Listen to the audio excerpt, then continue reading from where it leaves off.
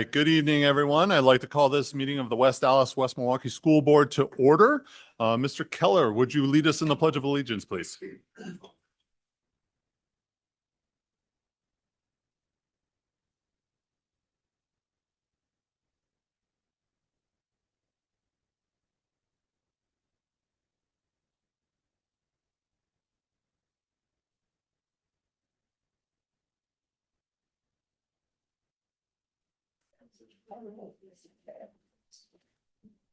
Ms. Kaiser is virtual. Mr. Lee? Here. Ms. Lee? Here. Ms. Carr is excused. Mr. Verbose? Here. Mr. Becker? Here. Mr. Keller? Here. Ms. Deal? Here. President Burns? Present. Proper notice of this meeting has been posted in accordance with the open meeting laws of the state of Wisconsin. Are there any modifications to the agenda tonight? We do have one modification. It's an addition. 11.3 has been added. It's the, we're asking for approval for the trip to Orlando, Florida for the Palms team at Central High School. Okay. All right. We'll add that to the agenda then. And then I believe that will take us right to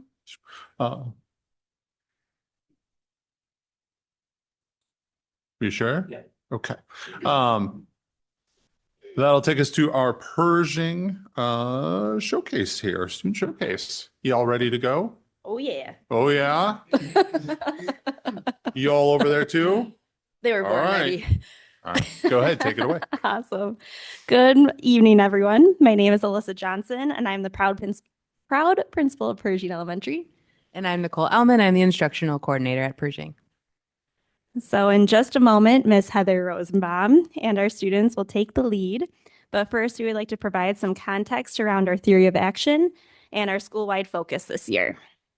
So as you can see on the screen, so our theory of action is grounded in the belief that when we consistently implement high-quality universal instruction and when staff are supported by a clearly defined learning framework, structured co-planning, and strong systems for data and progress monitoring, students will demonstrate typical or aggressive growth on assessments, allowing us to close learning gaps. So this school year, our staff has intentionally focused on our district's adult learning framework, with particular emphasis on learning intentions, success criteria, and checks for understanding. We believe that when both teachers and students are clear about what is being learned, what success looks like, and how progress is monitored along the way, student learning outcomes improve. To ensure these practices are consistently implemented, Pershing staff has been actively engaged in grade level collaborative team meetings, learning walks, peer observations, and professional development. This ongoing support reinforces intentional teaching, promotes alignment in our daily practices, and identifies opportunities for continued growth around our school. Over the past few years, our school has been very intentional about strengthening students' foundational reading skills, especially in phonics.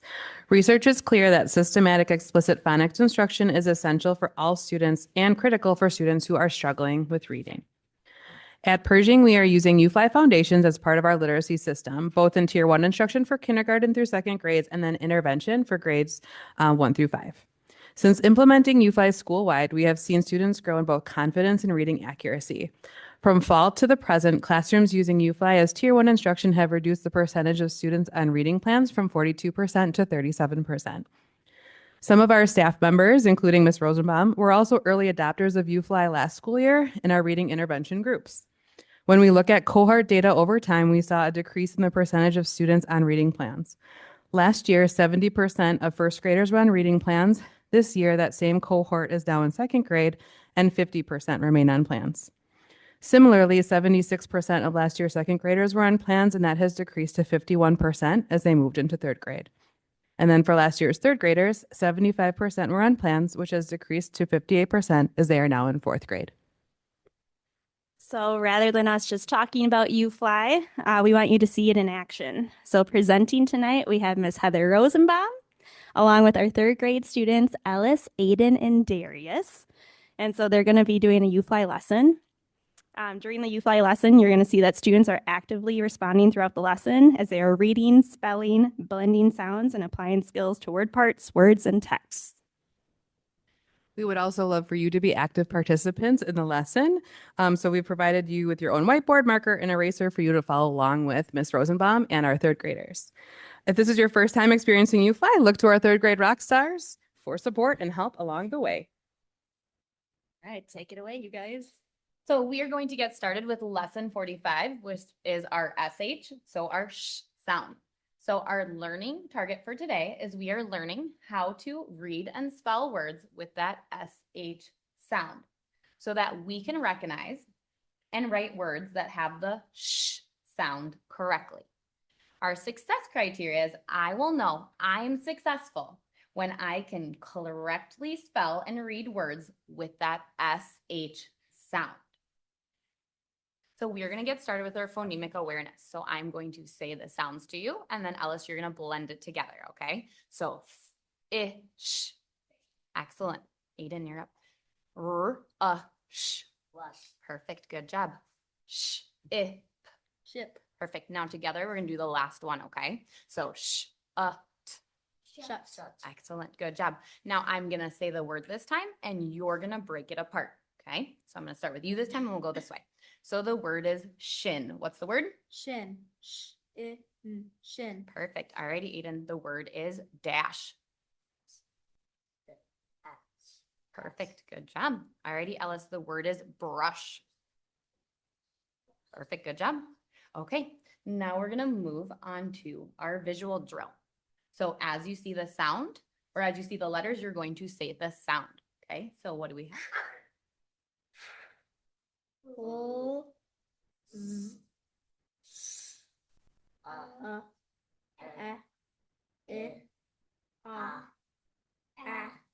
Okay, good job. Now we're going to move to our phonemes. So our auditory drill now. When I say the sound, you're going to write down the letters that spell that sound, okay? So the first one is go ahead. And on your whiteboard, you can write the sounds that make the sound. You'd like to join in doing it as well. The sounds. It's a safe space. How we learn and grow. So who can tell me one of the sounds? Or what is one of the letters? Darius. CK. CK. K. And what's the other one? C. Excellent. That all makes the k sound. Oh, good job, Amy. Erase your board. Alrighty, this time you're going to give me the sound. Go ahead and write the letter for . Give me capital and lowercase, please. Excellent. Good job. And what is that letter? U. Excellent. Okay. Our next one you're going to give me is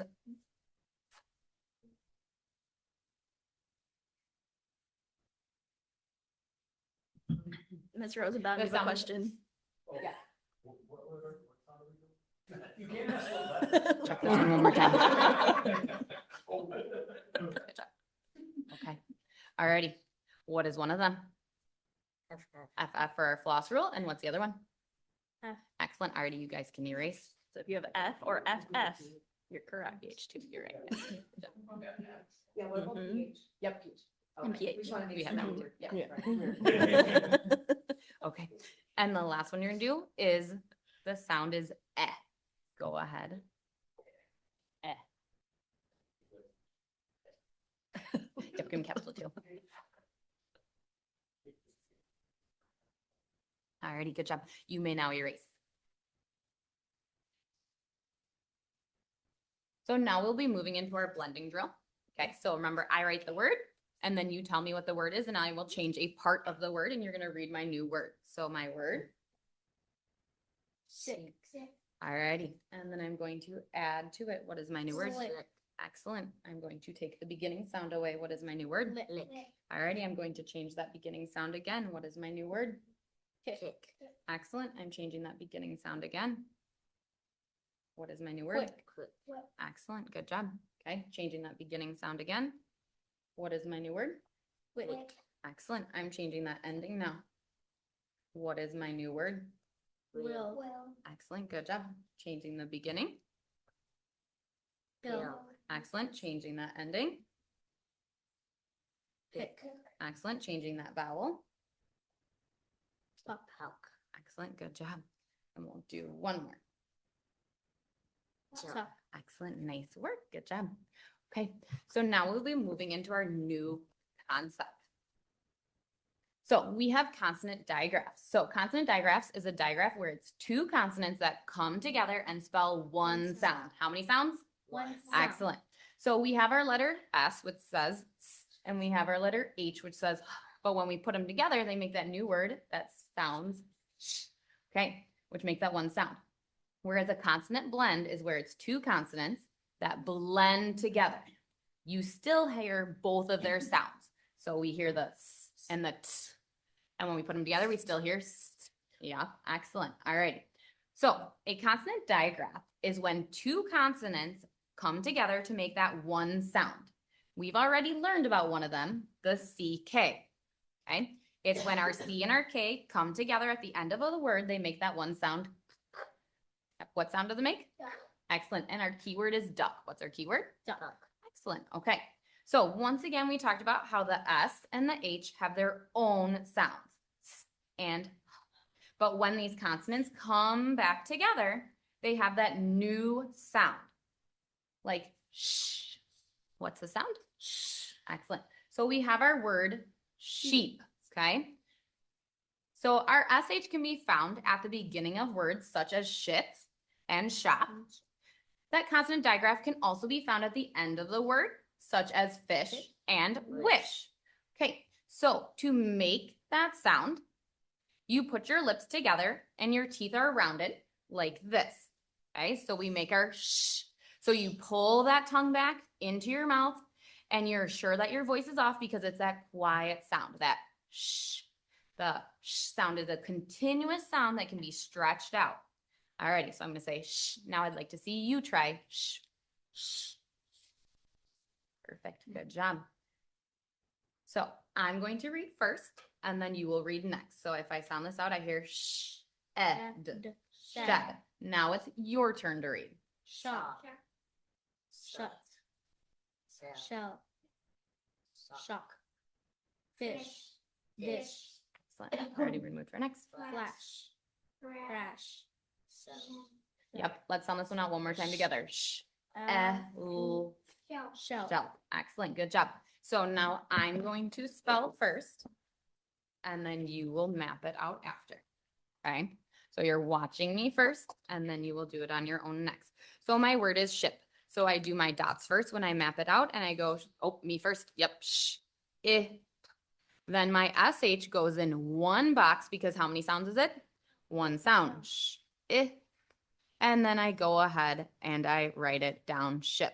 Okay. So it is now your turn to show me what you know. So the first word that you're going to do is shin. What's my word? Shin. Go ahead and map it out first.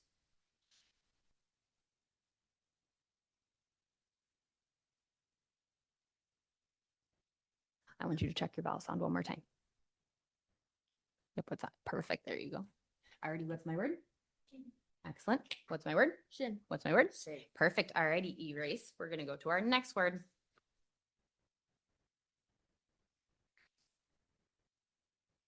Okay, our next word is shock. What's our word? Shock. Alrighty, go ahead, map it out.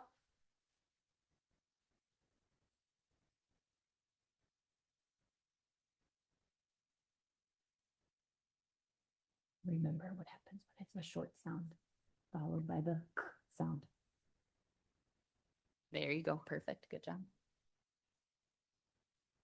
So who can remind me, why is it a CK at the end and not just a K or a C? Cause this makes the short sound, so this would be a CK. Excellent. Anytime that short vowel sound is followed by the k, it turns into the CK. Awesome. Last one you're going to do for me, the word is brush. What's the word? Rush. Go ahead and map it out.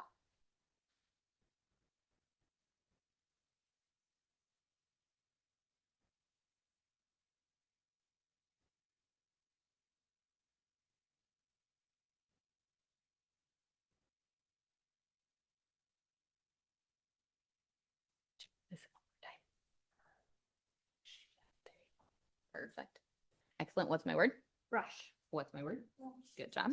Excellent. And what's my word? Brush. Perfect. Okay.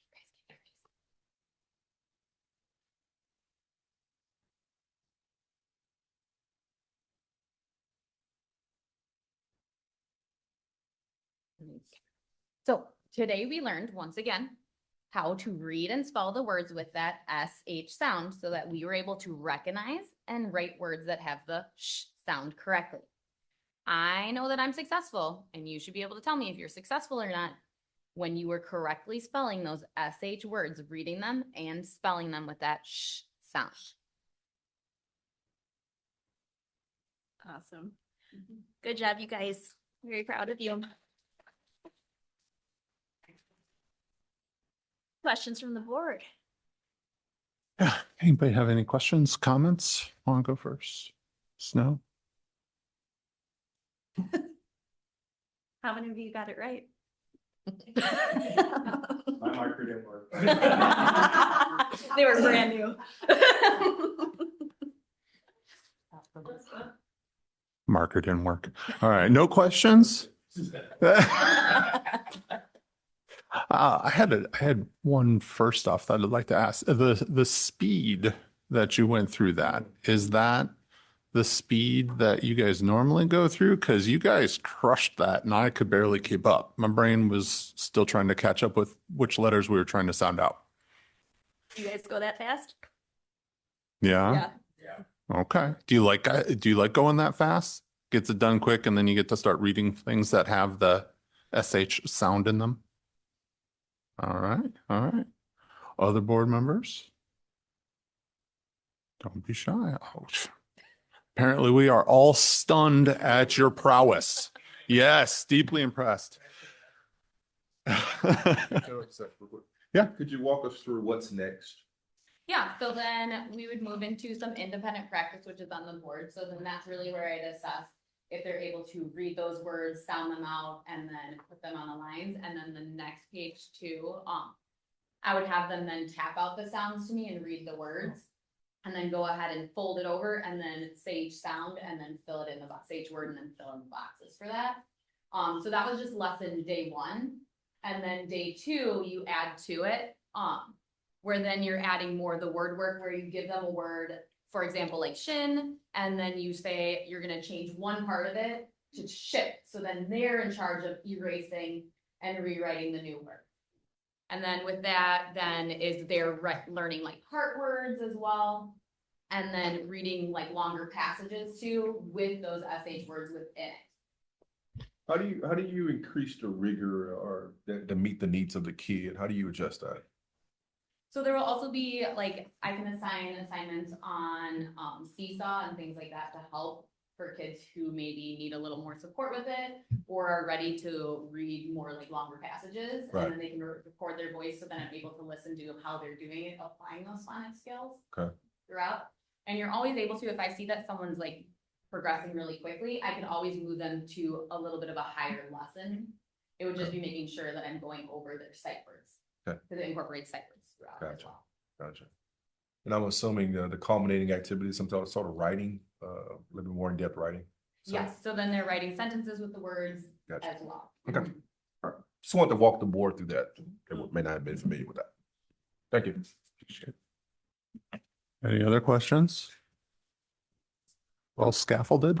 Thank you all very much then. We'll let you guys get out of here. Appreciate your work. Thank you for joining us. Thank you, guys. You bet. Thank you.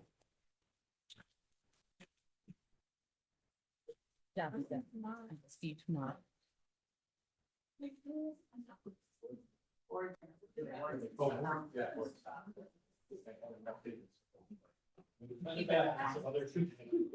Some other kids.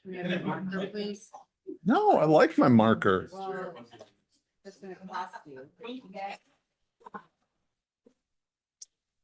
All right. We'll give them a moment to pick up and then we will go into our superintendent's report. Do you have your marker? No, we went that way. Send it to the left.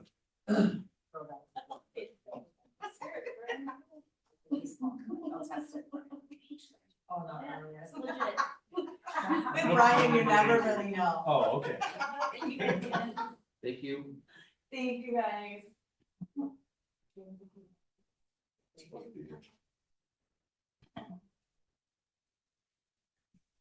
All right. So, Dr. Robinson, superintendent's report time. I do. So I want to greet everyone out in the community, those who are watching online. We hope everybody's staying warm. It is quite cold out there. How do you know it's cold? When people who grew up in Wisconsin look at me and say it's cold. And so I'm not I'm not shy to say it's been cold. Legislative updates. We have a couple that have been presented not only in the Senate but the Assembly that affect education in the state of Wisconsin. I will not go through all of them, but we will be on the lookout and watching these as they progress through the legislative houses. WAC Pep Assembly. I want to thank you to the Bucks for hosting an energetic Pep Assembly at WAC on Thursday to build excitement for the showcase game at Pfizer Forum on Saturday night. Our students and staff loved the experience and we're grateful for the Bucks' continued support and engagement with our school community. I do want to use this time to again thank the entire West Allis and West Milwaukee community, specifically those within the Central community for coming out to and supporting our boys basketball team at Central as they defeated Arrowhead quite convincingly on Saturday night at the Pfizer Forum. It was a great game. I had moments where I actually jumped out of my seat when Yusuf dunked on looks like the whole team. It was an exciting game. But when I tell you as a superintendent, sitting there and watching these kids and how they really, really carried themselves so well, professional. If somebody had come in and they probably would have thought this was the Bucks because of the way they carried themselves. They were very professional in that. So just want to thank the coaches and our community for supporting them as well. Other updates, I did not list everything, but just some things I want to highlight. Our student advisory group, The Voice, we met last week. The West Allis Rotary Club, I attended the meeting the week before. Last week was at the Wisconsin State Educators Convention. I want to thank everyone who did participate in that as well. On last Thursday, along with several of the board members, we attended the West Allis Taxpayers Association meeting. And then, of course, the Central basketball game that I mentioned. I did not mention in here a slew of Hale basketball games. I've gone to way more this year than in past years. I would admit that's been something that I've been trying to rectify. But I've gone to at least 2 or 3 in the last 2 weeks. So shout out to those guys as well. They really are playing hard. And so I know that the outcomes will turn around for them, but I just love the way that they play. They play with great tempo. And they play as a team. So shout out to our Nathan Hale basketball team as well. All right. And that actually concludes the information for the night from the superintendent's report. Short one tonight. All right. And that will take us to our public comments section of the night. So at this time, if anyone would like to address the board, you may sign up in the back of the room or in the Zoom link that should be in the chat. Introduce yourself with your name and address. You have 3 minutes to provide comments. The board cannot discuss, debate, or act upon any item addressed during the public comments portion of the school board meeting. Follow-up may be provided by the superintendent at the next regularly scheduled board meeting. Currently, I do not have anyone signed up, so we'll hold for a moment to see if there's anyone that does.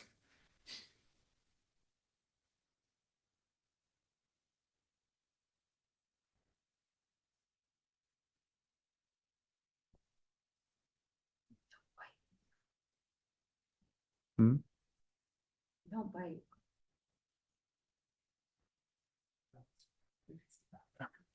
All right. At this time, I will close public comments, seeing as no one is signing up, and we will move on to our board reports. Item number 9, starting with 9.1, the review of the board calendar. So tonight, January 26th, we have a regularly scheduled board meeting, and we will be talking about our 24-25 referendum updates for workshop number 4. And this was rescheduled from December 15th. We'll also have a college and career readiness workshop that was rescheduled from the 12th, and this will focus on the current state of post-secondary opportunities for our students.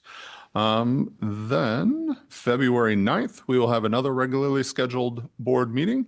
And February 16th, we will have a board workshop meeting, which will have an audit presentation.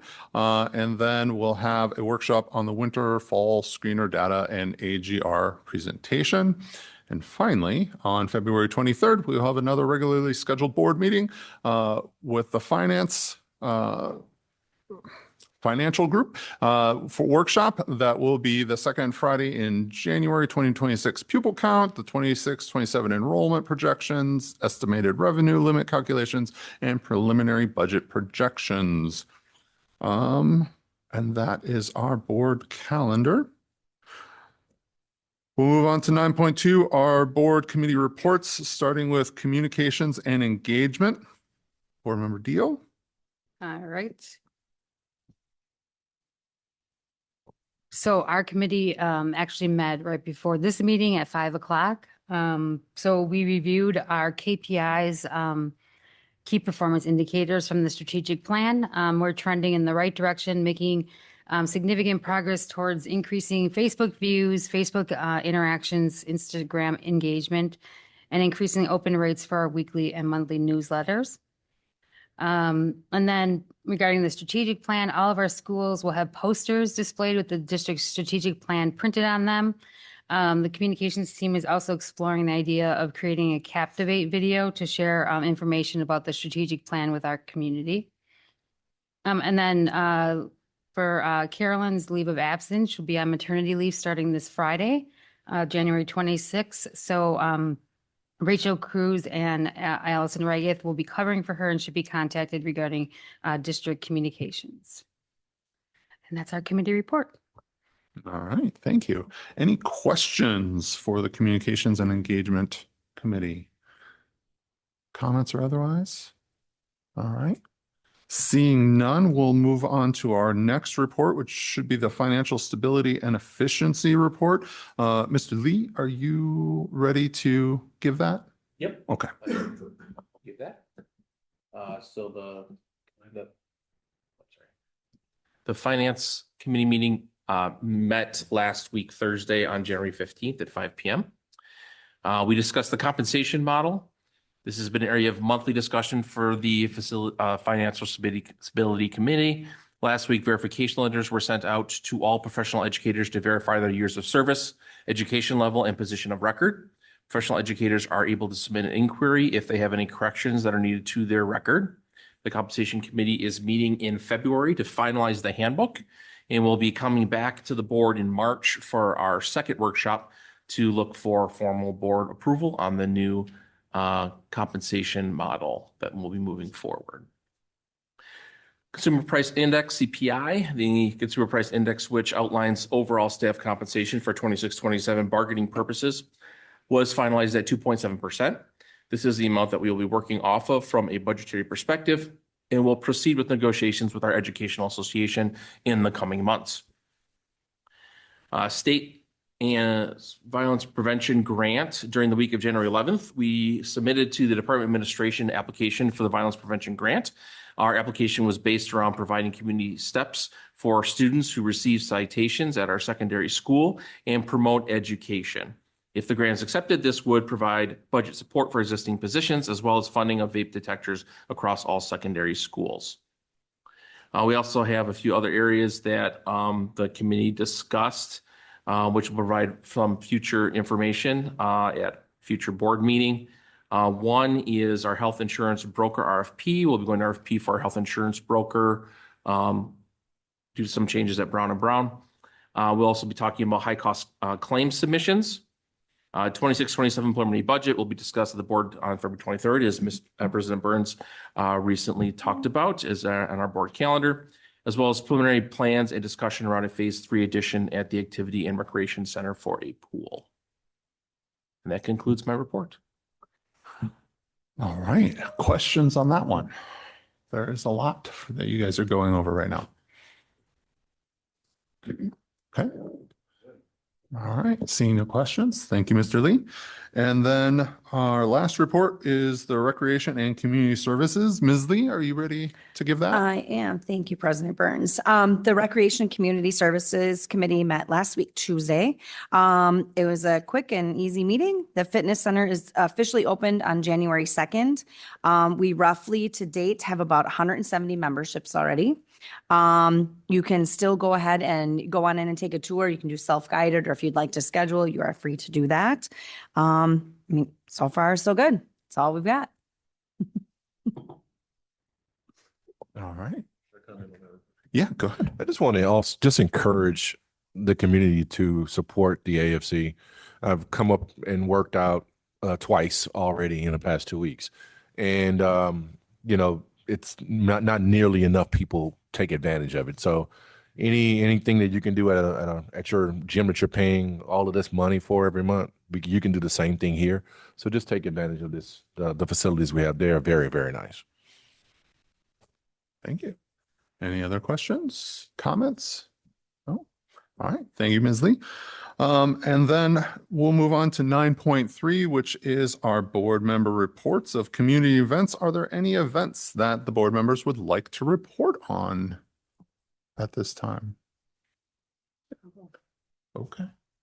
Ms. Lee, Ms. Deal. Sorry. Wow. Terrible. Terrible. All right. So I just, last week, I was able to attend the Wisconsin State Education Convention, and I just wanted to thank, we were able to have student representation again this year. So we had Hoover, Miss Supple's class, who does the podcast.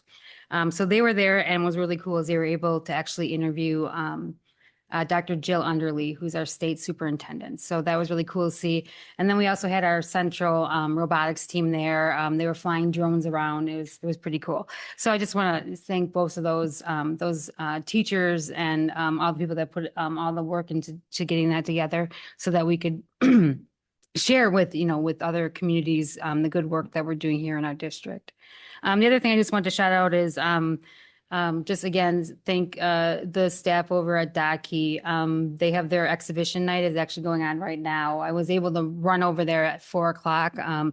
And again, it was just really cool to see all the hard work that the kids put into their projects. And they're very excited about telling you about it. And you can just see that they're very in tune with their learning. So just a shout out to DACI for putting together the exhibition night. It's really great. So that's all. All right. Thank you.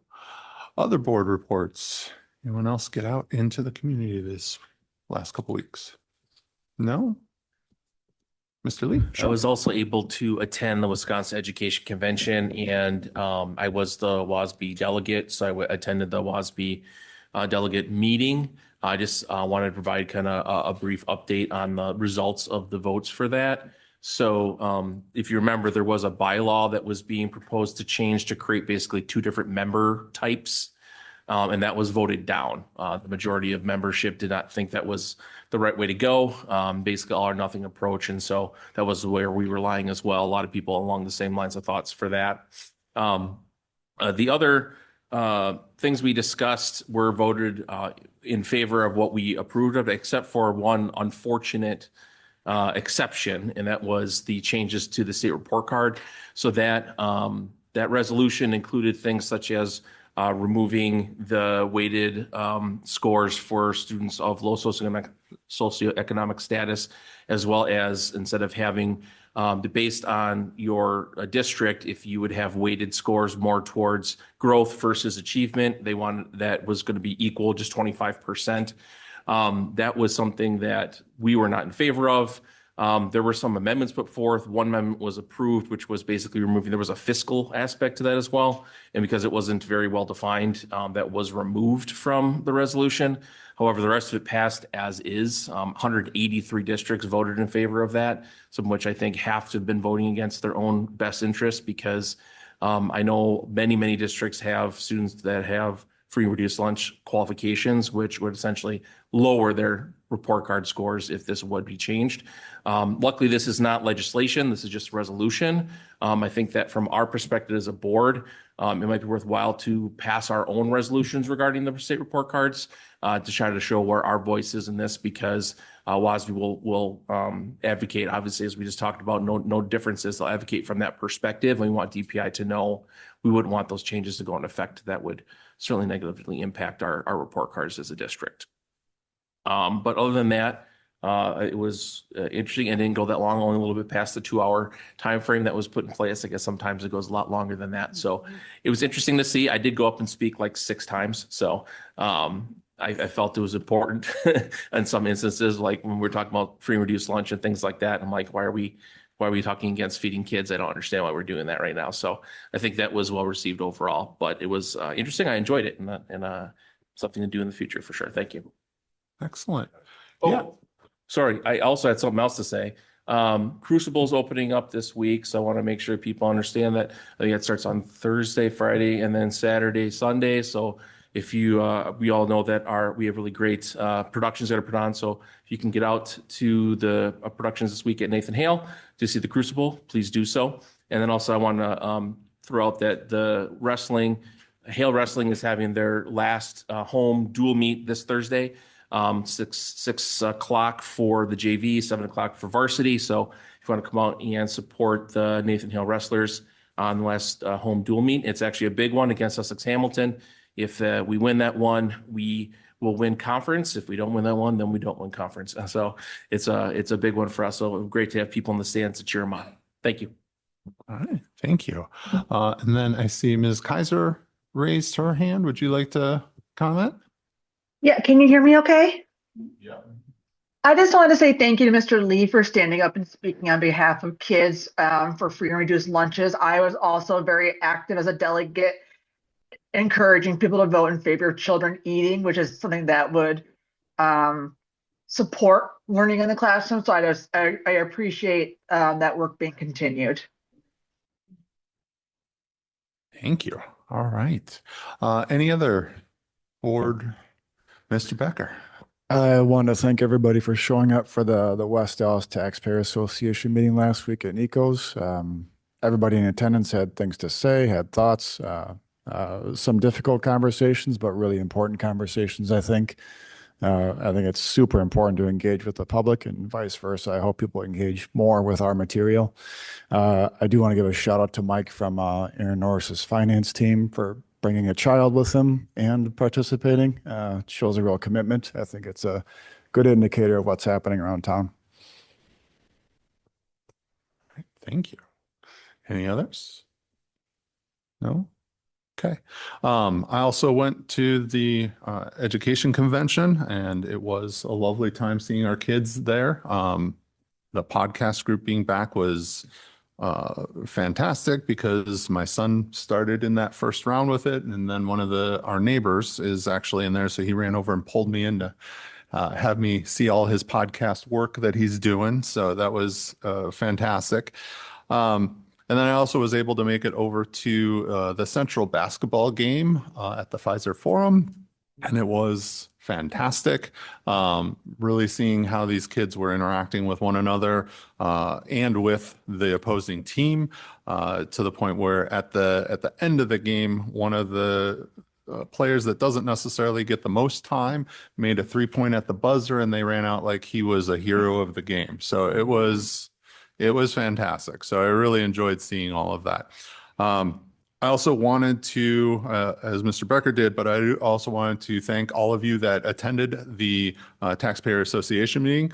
It was both appreciated and well received by myself and Dr. Robinson.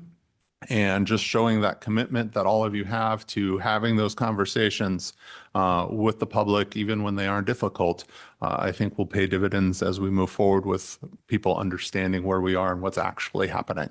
So I want to extend my thanks to all of you that attended. All right. And with that, are there any others before we move on? I see none. So then other updates and information, there's just one update from me. One of the things in the spirit of expanding our leadership development and training with the board is I'm going to start inviting all of the elected officials of the board, the treasurer and the clerk, as well as the vice president and president, to the agenda meetings so that they can have a little bit more interaction and knowledge beforehand with that agenda planning and bringing that to fruition to also help us develop as we move forward more leadership opportunities. So that's just one announcement that I wanted to make sure everybody knew. And from there, we will move on to item number 10, which is our consent agenda, which tonight is 10.1, our approval of minutes, 10.2, our employment summary, 10.3, our supplemental contracts, and 10.4, our financial report and financial report summary. Does anyone need anything separated out? Okay, if not, I would entertain a motion at this time. Move to approve items 10.1, 10.2, 10.3, and 10.4. Second. All right, I have a motion and a second. Is there any further debate on the motion? Seeing none, all those in favor? Aye. Those opposed? All right, and that will pass and will take us on to our first action item of the night, which will be 11.1, our open enrollment seats. Ms. Bergman? I'll start it over quick. Oh, okay. So we're gonna do a follow-up to the presentation, but we also have some specific questions that were asked of the from the board to us, and we've been doing the research and trying to get some answers on that. Specifically related to our data or the data that we found from other districts. And so I think it's going to be pretty interesting, sort of some of the explanations that come with that.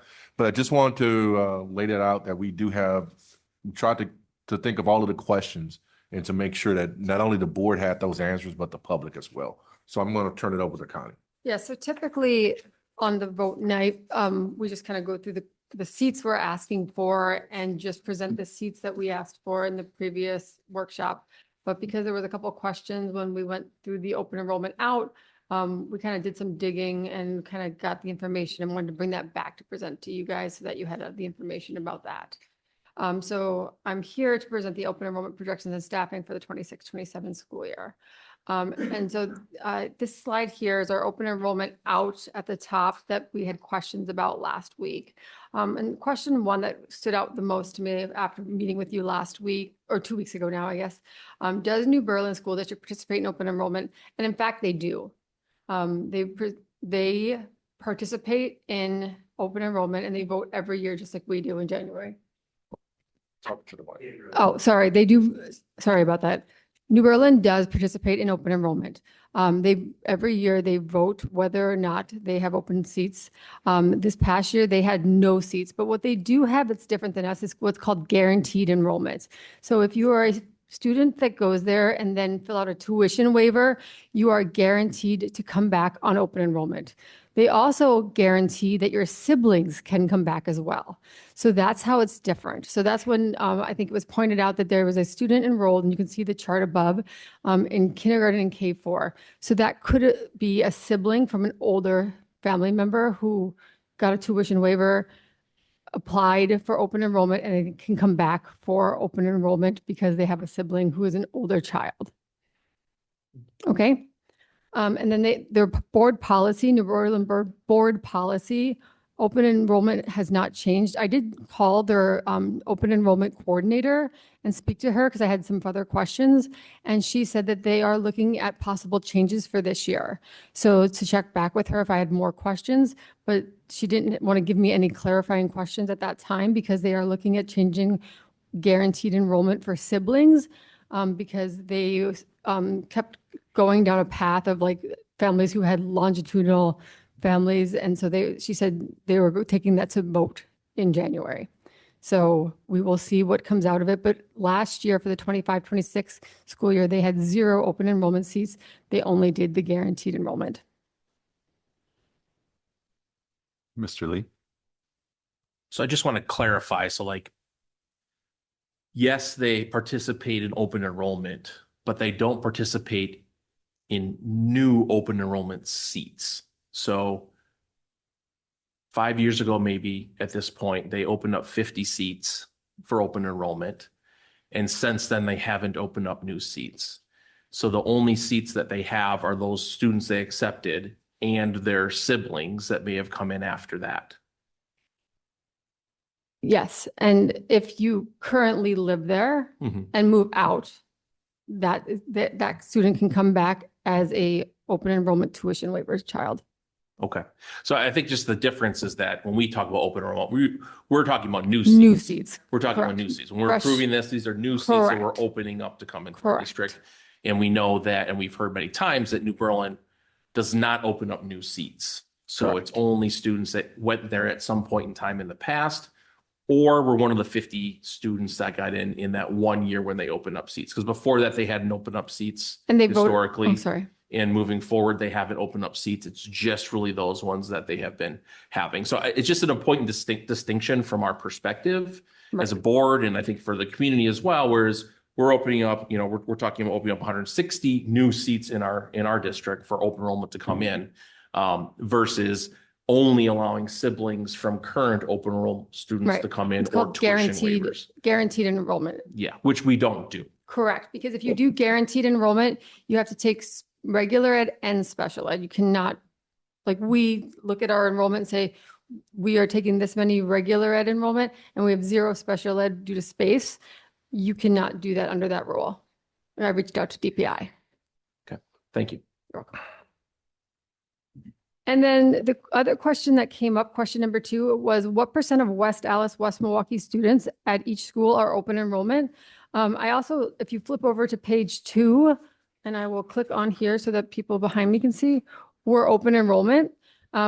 Actually, all of our schools fall below 8%, except our Deeper Learning Virtual Academy, which with the flexibility of their learning fall above 8%. They are actually at 16%. So that was a question that came out of our conversation at our last meeting. And so I wanted to get those numbers for you so that you had them in front of you. Mr. Lee. So I think this is really great to see. I think it's something Sure. that in the past was a problem for our district, where we had open enrollment students that were kind of in specific schools, and other schools had little to no open enrollment. So I'm glad, very happy to see as a board member that this is pretty evenly spread out, with the expectation Deeper Learning being a virtual academy would have a higher percentage, which is Correct. fine, Yeah. for that perspective. They have a flexible Yeah. building so that they can take on a higher accountable. Yeah, accountability. that's great. I was really happy when I saw this. So thank you so much for No, doing that. no problem.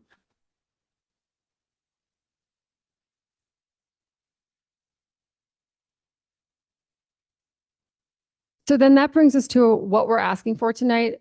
What I'm asking for is 160 open enrollment seats. That's including tuition waivers, which are the first 35 seats that we're asking for in each grade. So, which is a total of 160 seats total for 4K through 12th grade. So in conclusion, I'm asking for 160 open enrollment regular ed seats, which has 0 special education seats due to capacity. And I'm asking for 225 deeper learning virtual seats, which would be only grades 6 through 12, with 0 special ed seats due to capacity. 1 and 2 together. That's up to you. You guys can make the motion.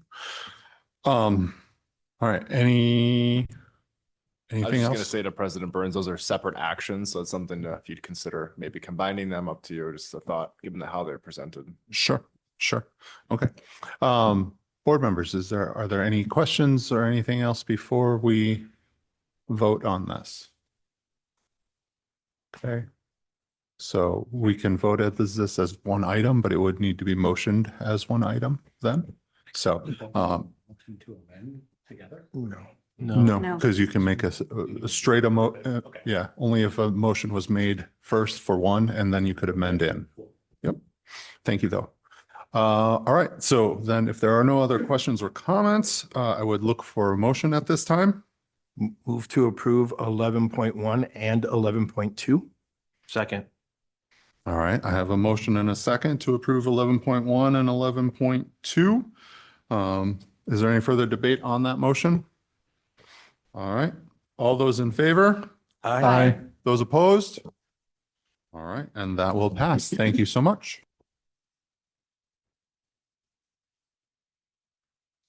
All right, and then our next piece then that will come in is our agenda modification piece that is 11.3, the February 2026 extended travel to Orlando, Florida. And Dr. Robinson, you are presenting this? Yeah, and in previous years, the Central and Hale teams have been presented at the same time, and for some reason it was not done this year. The athletic director from Central is just returning from a leave, so we can understand why it was not. But we are asking for the same approval for Central Palms team that was allowed for the Nathan Hale Palms team a couple of weeks ago. The expenses are the same for both groups. Move to approve 11.3. Second. All right, we have a motion and a second. Is there any discussion on this item? Seeing none, all those in favor? Aye. Those opposed? All right, that will pass. And then that will take us into our workshops, starting with 12.1, our 2024-25 referendum updates, workshop number 4. And in case they don't talk into the mic quite, there's a lot of space. It's a very long room. You can all move forward to hear better. We don't bite, as Ms. Deal said earlier.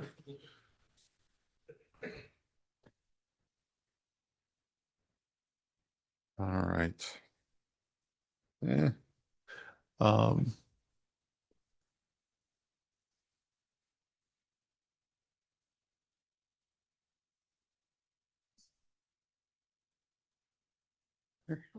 right. You guys ready to go? We are All right. queuing up right now. All right. We'll take it away. All right. So we are back to give you an update on the referendum construction work that's going on. Real quickly, our agenda, we'll talk about some completed projects, some that we have in process right now. Then we'll jump into what does 2026 look like? And then finally, we'll finish with how we're going to communicate all of those activities for you. So starting off, completed items. Last summer, we were able to knock out a number of roofs that were on our most pressing needs list that were part of the referendum work. So Horseman, Pershing, Central, and Nathan Hale all got some significant roofing work done. All went well. We maintained budget, and we'll be moving on and accomplishing some more roofing this summer. So then our large project that dominated our time and energy for 2025 was the Central Fieldhouse. As you know, we were able to get that completed. We had a couple of milestones we wanted to meet, and that included getting open for the basketball game right before Thanksgiving. And then we had a girls wrestling tournament and a boys wrestling tournament that we wanted to get the facility open for in December. We officially opened it to the school the beginning of January.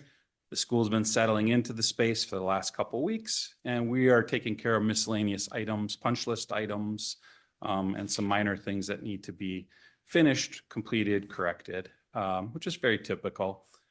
We've got some signage that's still going in. We have some large graphics that are going to go on the wall, like the big bulldog and some cool things like that. A nice way to honor our Olympians. So a couple cool graphics are still coming. And then a lot of signage through the space and the corridors as well.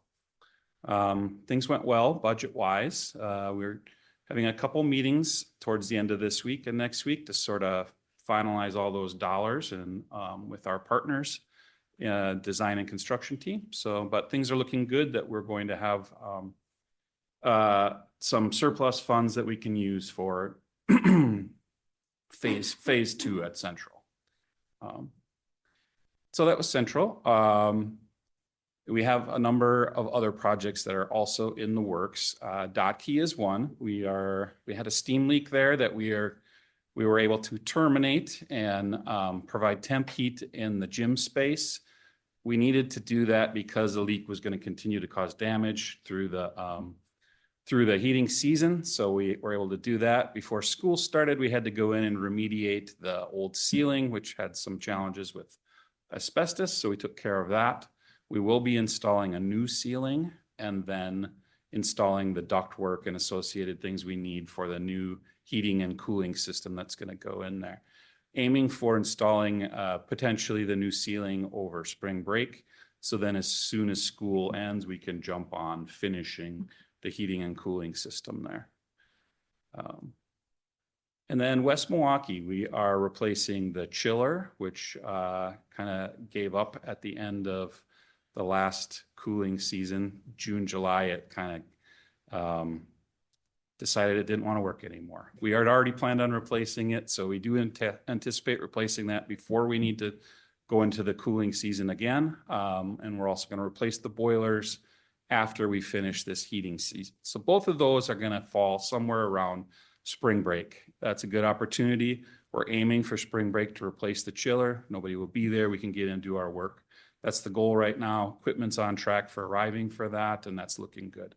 So we can have a comfortable space for the last couple months there at West Milwaukee. We took the opportunity this fall to jump on the exterior concrete work at Frank Lloyd Wright that was really challenged. We got halfway done. We did our best, and then the weather hit. We found a good stopping point where we accomplished what we could, made a break, made it safe. And now in the spring, when the season allows, we'll go back and finish the second half. This is all on the east side of the building.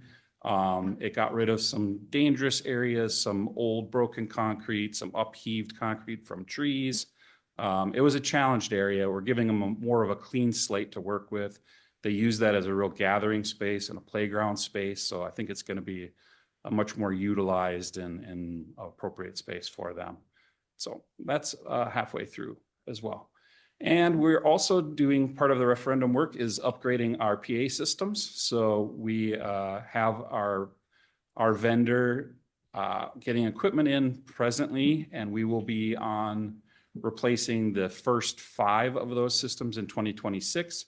And it's really going to be kind of a rolling process, where as we knock a couple out, we'll be ordering equipment for the next ones, and we'll just kind of keep rolling through the schools, upgrading and replacing the PA systems. So that's what we have in process right now. For 2026, we are going to tackle 4 new schools. Now, we have been in conjunction and alongside parallel to the actual construction work we've been up to. We've been planning these schools since early last fall, as you know. A lot of design, architecture, engineering work has gone into putting together the plans that we're going to use to build these next 4 schools this summer. A lot of activity out in the schools, measuring, exploring, getting down into the scary places to see what the equipment is and that kind of thing. So a lot going on with that. The heavy lifting for that work is done. Last Friday, we had our bid set complete. That is in the hands of our contractor partner, CG Schmidt. They have those plans, what we call out on the street now, meaning they're going through their bidding process with the plan sets. They're releasing those to interested parties who want to bid them. They're going to gather all that information. We'll regroup in a couple of weeks to review the findings and the bids that we have come in for these schools. We'll be doing a couple of site walks with contractors starting this Friday. We'll probably do another one the following Friday, so contractors can be out in the schools and look at the things we're trying to accomplish. So first of all, Nathan Hale. We have a number of activities we're going to tackle here. The pool needs work. Most of this work is going to be a little bit invisible. We need to replace the drain, the main drain that, that allows the water to leave. We have to do things underneath the pool that aren't super visible to anyone, but very important to the maintenance of it and upkeep of it.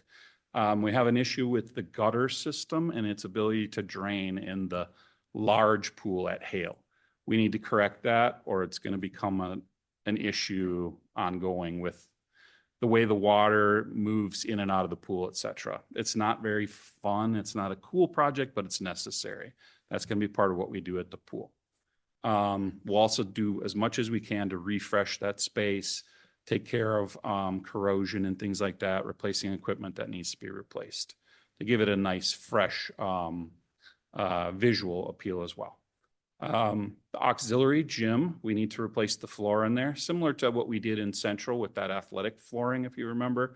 The wood floor and the athletic flooring around it. We're going to put that athletic type flooring in the auxiliary gym at Nathan Hale. That's for the multi-users that are in there. It's the most logical surface to go back in.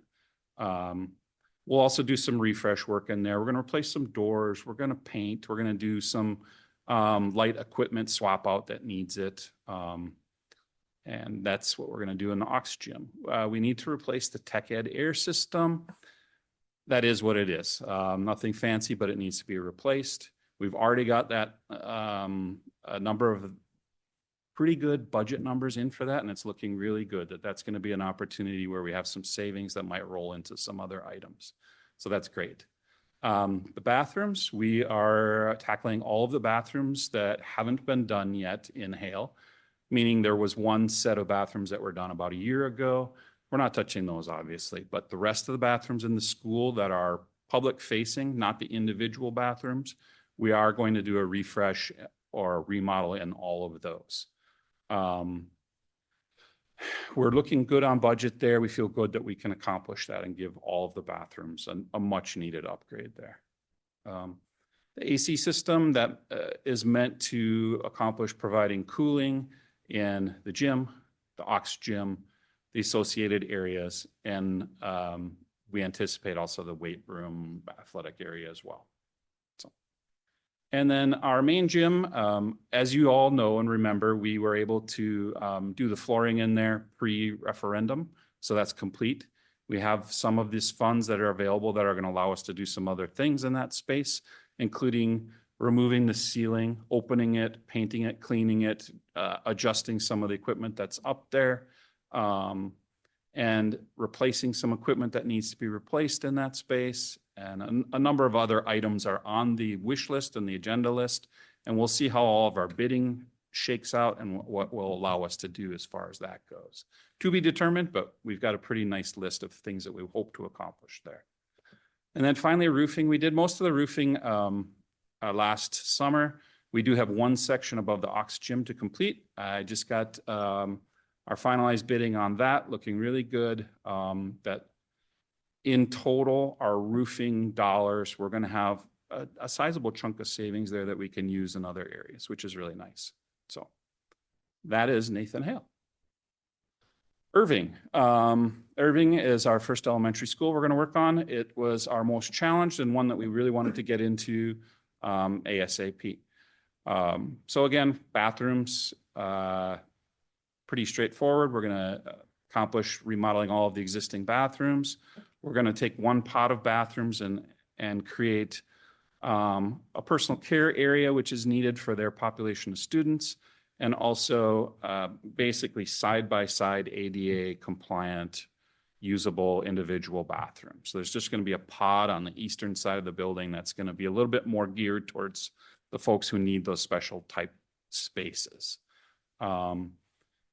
We also are working through the challenges of providing cooling at Irving. And this is a real challenge here.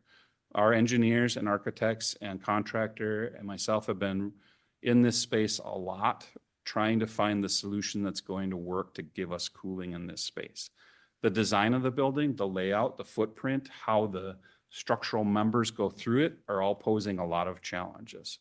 We think we have a solution. We're working through it now. We're putting it out to bid to see how the numbers come in and if we can do this within our budget. That's a challenge.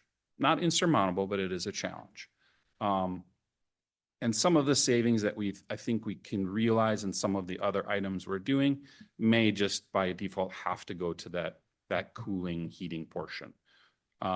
Speaking of which, the roofing, we've got those numbers in, looking really good that we can perform the roofing work we need to do here, have some savings that perhaps can help us in other areas like the air conditioning. So to be determined, but we're working through it. Next, Pershing. Pershing's a nice school. It's pretty straightforward what the work we're doing here. We're going to remodel all of the bathrooms, including the K-5 The little tiny bathrooms need some work, and we're going to take care of those as well. We have pretty straightforward HVAC upgrades to do. We're going to replace a rooftop unit that provides cooling and heat to the administrative area. We're going to replace the chiller, which provides cooling to the building. Pretty straightforward. Some other equipment and odds and ends in that budget number. We feel good that we're going to be able to accomplish all of that. As we know here, the roofing budget allocated for this school wasn't needed as much as we probably thought it was at the beginning of the referendum. So we're done with the roofing that needs to be done there. That savings is allowing us to meet a really urgent need there that's been expressed by everybody from Dr. Robinson to the users of the school, is putting an elevator in that space. They don't have one. They really need one. We found a good location for it. We've worked through the design and engineering of it. We're working on the budgeting of it. We feel really good that we can use the monies we have available at Pershing in a really effective way, which is providing an elevator there. So still working through all of those finishing touches on it, but it looks good. It looks like we're going to be able to achieve that with the budget we have available and give them a really needed elevator there. So finally, Frank Lloyd Wright. Quite a few things happening here. The bathrooms will all get upgraded. We're going to maintain the existing footprint. We're going to reconfigure them a little bit. They've got some weird soffits in there that make them feel like a cave if you've been in those bathrooms before. We're going to remove those. We're going to add some lighting, make it a more pleasant experience to be in, as well as refreshing the spaces. We already talked about the east side concrete. The pool is in generally good shape. We do have some items beneath the pool that we need to change, upgrade, improve. We have quite a bit of corrosion happening down there just from the nature of the system, and we need to upgrade some of the equipment that's been corroded, some of the just the wiring and the piping that's down there. We need to install a better, bigger fan that moves air beneath the pool. So the pool itself is in pretty good shape. A decent portion of our funds is going to go underneath the pool, but that's where it's needed. Our elevator is very challenged there. We got finalized numbers from bidders last Friday. We worked through it with our contractor yesterday. We intend to award those elevators here at Horace Mann and potentially at West Milwaukee ASAP. We've got a good budget. We're below budget and we can award these. We need to get the equipment in and get the contractor working on their drawings and their submittals. It's a process and we need to get that rolling ASAP. So elevators are ready to go. We had a good bidding process. We got good, strong numbers, and we feel good about the contractors we're going to release for that. The boilers and air handlers here at Frank Lloyd Wright, no major challenges. It's a lot of equipment that has aged and needs to be replaced. We already have cooling in the building. So it's basically upgrading and improving equipment there. And then finally, the last item that we're still working through and figuring out how we're going to tackle this challenge is the flooring.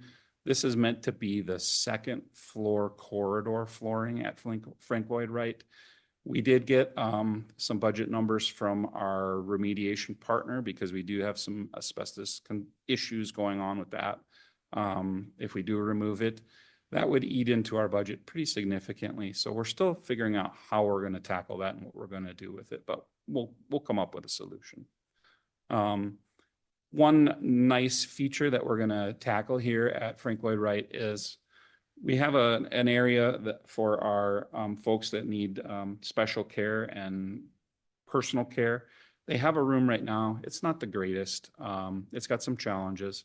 We're going to take that space, grow it, and we're going to give them an ADA compliant bathroom, a public facing ADA compliant bathroom, and then a personal care area with an adult sized changing table, a shower, and some other features like that, which is a real need there to really help that population of student that we want to help.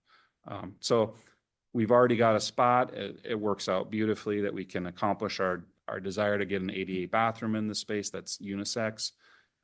Now we can give them one of their own, and we can also give them this personal care space that is definitely a need there. So that is Frank Lloyd Wright. And that is all of our work for 2026. All right. So just a reminder of the communications plan that we laid out back before we got any of these projects started.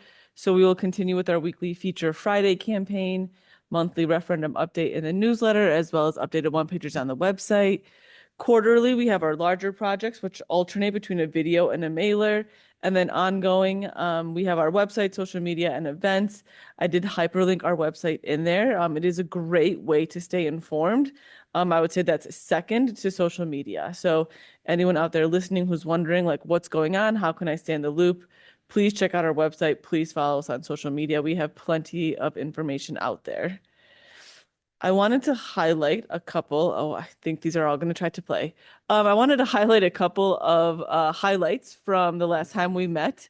So we have Dr. Robinson in the top left-hand corner, in case you didn't know. So that was our hype video for the soft opening, which some may argue was the grand opening based on how many attended that versus the official grand opening, but that's okay. On the top right, we do have the official grand opening of the field house. That's Mr. Summerfield right there with the scissors and the orange ribbon.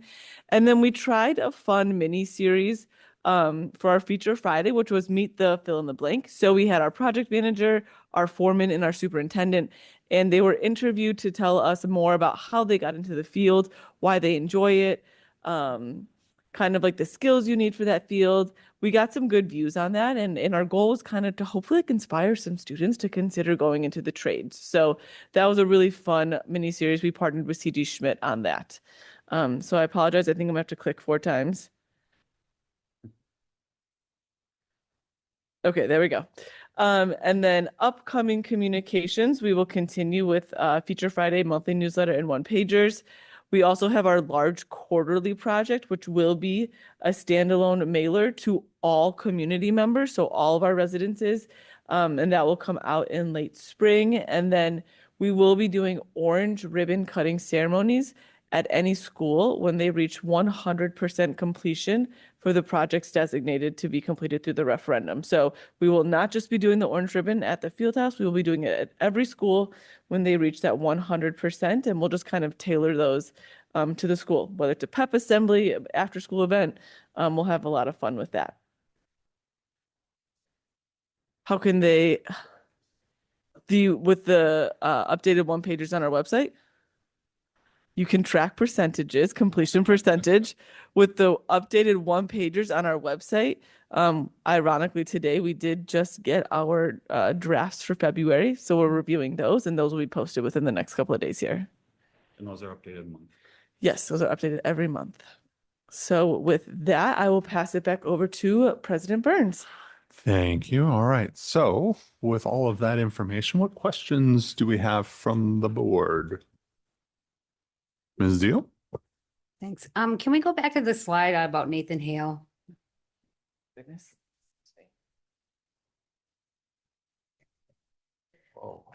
I guess it's more of a comment than it is a question, but with the leftover, the money that we have of beyond budget, I'm very curious, is our goal for the district is one, we're looking towards more getting people into CTE and career and trades. And also we have kids that are involved in other things besides athletics. And what I see on here is we've already replaced gym floors. We're looking at a ceiling. We're looking at a new director's office, a new trainer's room, a main gym ceiling renovation, new scoreboards, new mats. My concern here is, when we presented the referendum, we also took people around our district. We walked them around our schools. And one of the things we talked about is our classrooms, our science classrooms, how they're very outdated, how we have these Bunsen burners and nobody has these anymore. Or our home ec. Our home ec, it needs to be redone. So I guess I'm a little disappointed because I feel like there's not a balance here. I'd like us to see if we have these extra dollars. I feel like it's something that should be touching every child. And repairing a new athletic director's office, whether I don't know what the status of it is, but that's not going to touch my child. or some children who aren't involved in athletics. I mean, I guess I want this referendum money, if we have extra, to actually going towards something that is going to impact the most amount of students. So I'm just curious as to how we came upon this, or is there a way that we can maybe step back and see if there are other things that we can look at? Because I think that it's important that we're not just addressing one set of needs. I think we also need to be more innovative. Career-wise, I'm thinking about if we start going into stuff like CNA and stuff, why aren't, we're looking at renovating some rooms for that so that we can put, CNA schools we have or such. I feel like we're not being very creative here, and I want the money to go towards actually impacting students. And I don't know how a trainer's room, a new athletic director, how does that change? How does that impact the students? And also, how does it impact new scoreboards, new mats for a child? And I'm being devil's advocate, but how does that, as a parent, explain to me as a parent who has kids who are not involved in athletics at all, how does that impact them and help them? I think Sure. just quick, if I don't Oh, go mind, ahead. Bill, sorry. I think the thinking was that these are just projects on the list, this deal, and I think the thought was trying to get like hard costs on them to provide the same experience as Central and Hale. So if Central had it done in the field house, we're trying to see, is it a need at Hale, or if not, then it won't be addressed. But that was initially the thought. None of these are committed to at this point, but the work that's getting done this summer is what you see in the budget planned. And any of the rest of it is going to just be hard costs. That way, when we come back to the board, it'd be, this is what it looks like, and it's really up to the board to decide how to spend the funds. Yeah, so when we say potential additional projects, that's really what it is. So we're going to perform the work that we're tasked with performing, and what savings we have, we'll call like phase 2, sort of like we're calling Central phase 2 with any budget funds we have left. These are opportunities. We were looking at providing equity between the two high schools. There are very challenged spaces at Hale that Central just got brand new. So the trainer's room is very challenged at Hale. We want to provide the same space to Hale that we did Central, if we can, with potential additional projects. So that's kind of where that thinking went, the equity between the two schools. The items that we're looking at savings, like the main gym, well, those funds were tasked for the main gym. So we're looking at, well, how can we keep those funds within that umbrella? But I totally understand what you're saying. I think these are phase 2 projects. So if the board wants us to sort of broaden our scope and our reach and how we can tackle some other items. I guess Yeah. my concern is that we're constantly worrying about, well, this person has this. Well, I think we're forgetting, like, Central just got a huge renovation. We're not going to be able to do that over at Hale completely. And I guess to me, if even as a constituent, as someone who's putting my tax dollars into it, I want to see it touch everybody.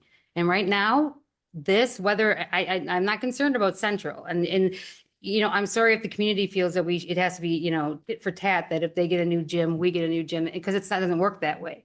And that might have to be communicated, because I feel like we're missing a real opportunity to advance areas that we want to move into.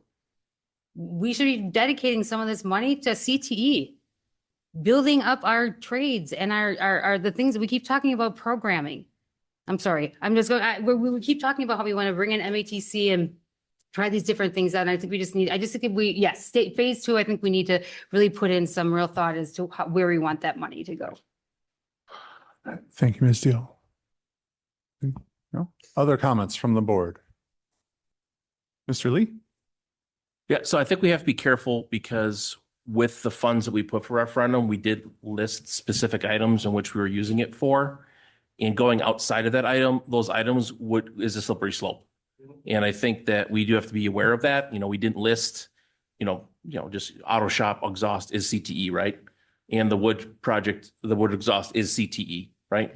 So I think those are things that we put in specifically to try and address some of those CTE things that we knew we had to do specifically at Hale. But when we went through all those things that we went through, all the meetings, we specifically said what we were going to use these things for. And so these things are falling in line with the things that we were talking about doing. in the referendum questions. Right, and I'm asking about excessive dollars. I'm asking, we're talking about money that has been beyond what we've already budgeted. But we didn't say if we get excess dollars, then we're going to use it for this, this, or this. Right? So like, these are still we said we're going to use these dollars for these purposes. And so that's why they're being put towards those purposes, because those are the purposes that we said we were going to use them for. I don't disagree that we need to upgrade our classrooms, but I think that's a much bigger project than just a nickel and diming one here or there. And I think that's the bigger thing that needs to be addressed. So whether, having parity between the high schools isn't going to happen completely, but my understanding was that scoreboards were included in the gym ceiling was included in that renovation because we have to do the HVAC work, which involves ripping all that up.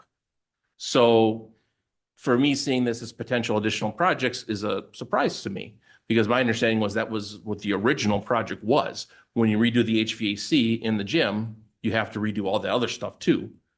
So that was one of my questions is potential additional projects. Are those potential additional products that are going to happen this year? Or are those potential additional products that might happen in years to come? Sure. I think the answer is yes and yes. There are going to be some items that fold into the current work and some items that would then be up for review on what could happen with the potential funds. But there are items. So we say main gym, right? $460,000. That money was allocated for the flooring. The flooring was already taken care of. So we anticipate that we're still going to use those funds in the main gym, just in different ways. How that looks, well, those are the potential items we've listed as how we could use that money. We're going to get the new ceiling, right? It's really just an opening up of the ceiling. Mm-hmm. We are not going to run new ductwork because we don't need to. We're going to adapt the existing system, which is adaptable, to provide cooling for that space, which is going to realize some more savings. So that's great. We don't have to run tons of ductwork and do a lot of crazy work that's going to cost a bunch of money. So that's going to give us more opportunity for savings and using that elsewhere. But yeah, I mean, I think the idea is that there are main gym items that are going to be accomplished in this process because that money was allocated for that, right? Is that a fair assessment? Yeah, if I could, I think to Ms. Dill's point, when you look at this in isolation, it does not look like we are spending money across the board. It does look isolated. I get that part, right? But I think the point of trying to be transparent with this is something that we said to the community as we collected data, as we had these conversations about what to spend it on. These are the things that kept coming up. I think also once you hear the next board workshop with CTE and our college and career readiness, you'll hear where the other needs are coming. So to Ms. Dill's point, there will be some other things that we're going to be needing for some potential programming, but this is where we are. I think if we have any changes, then we'll come back to the board to note what those changes or suggestions would be. I think it's a little misleading when you say additional projects, because if you look at that, there is a need for a new athletic training room. There is. It's pretty bad. However, the space that we've identified is the athletic director's office. So that's where it's not, don't look at it like, oh, he's getting a brand new office. No, that's actually what a training room is going to be. So this is a little misleading when it's up there like that. But I think Ms. Dill has an excellent point. As a parent, I totally understand. What about the kids and their educational experience in academics is just as important as athletics. I agree 100% with that. I wasn't done. No, Sorry. You have more questions? Yeah, I do. Go ahead. Can you go to the central field house slide on the costs? What are owner costs? Sure. So we held certain contracts that our contractor wasn't able to for a variety of reasons. The athletic flooring installation, we paid that contractor directly. The remediation of the mercury in the floor and all of that That's cost. Between those two right there, that's $1 million. And then associated other things, remediation, miscellaneous equipment, that type of thing. So, yeah, that's a very typical cost. There's going to be owner provided equipment, or another item that is typically an owner provided thing is the AV system. So we contracted for the AV system. Those three contracts right there make up 95% of that cost. Okay, And thank you. And Bill, aren't there other things, just thinking a thought here, that if we purchase direct, we get tax breaks too, that could be owner costs, maybe not specifically here, but in the future. Yeah, projects? that certainly is a consideration. Yeah. I was just wondering what they were. It was specifically. Yeah, so those items, there's things like typical owner provided items are IT, AV, any equipment, furniture, things like that. Those are typically owner contracted and owner provided costs. Okay. Thank you. Other questions from the board? No? Okay. I do not have any questions for him. I look forward to seeing more of what's going on. I look forward to seeing what other projects we're able to accomplish. So in that case, if there's no other questions, you guys are released, I guess, into the wild. Have fun. And that'll bring us to 12.2, our college and career readiness updates workshop. Thank you. You bet. Thank you. Here's the scope of Nathan here. We're doing what we're doing. We're not going against. Ms. Deal, your microphone's on.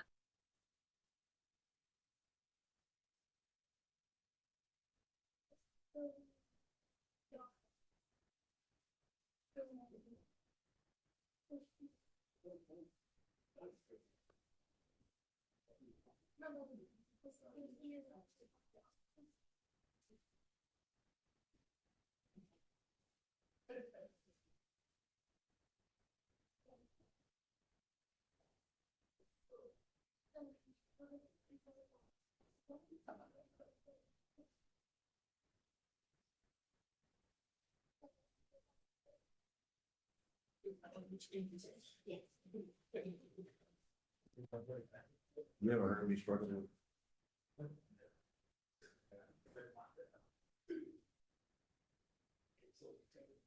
This is a full packet if you want it, I guess.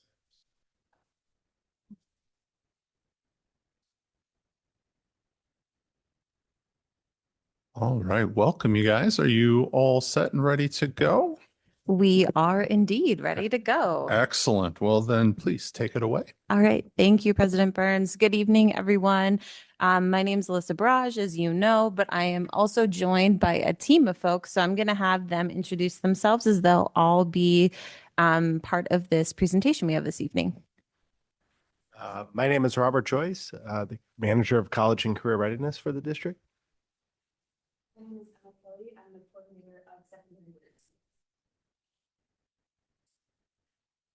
My name is Alicia Benetti, and I am the coordinator of secondary mathematics. All right, so we're going to jump right in. Our focus today is around accelerating access and achievement for our students. So thank you, Ms. Deal, for the nice setup for the conversation. We're going to talk about post-secondary readiness. And so for our time this evening, we have our presentation broken up into 3 different sections. The first will focus on the current state. So where are we currently with our post-secondary opportunities for our students? The next will go into the immediate horizon. So what are we working on right now and planning for into next year?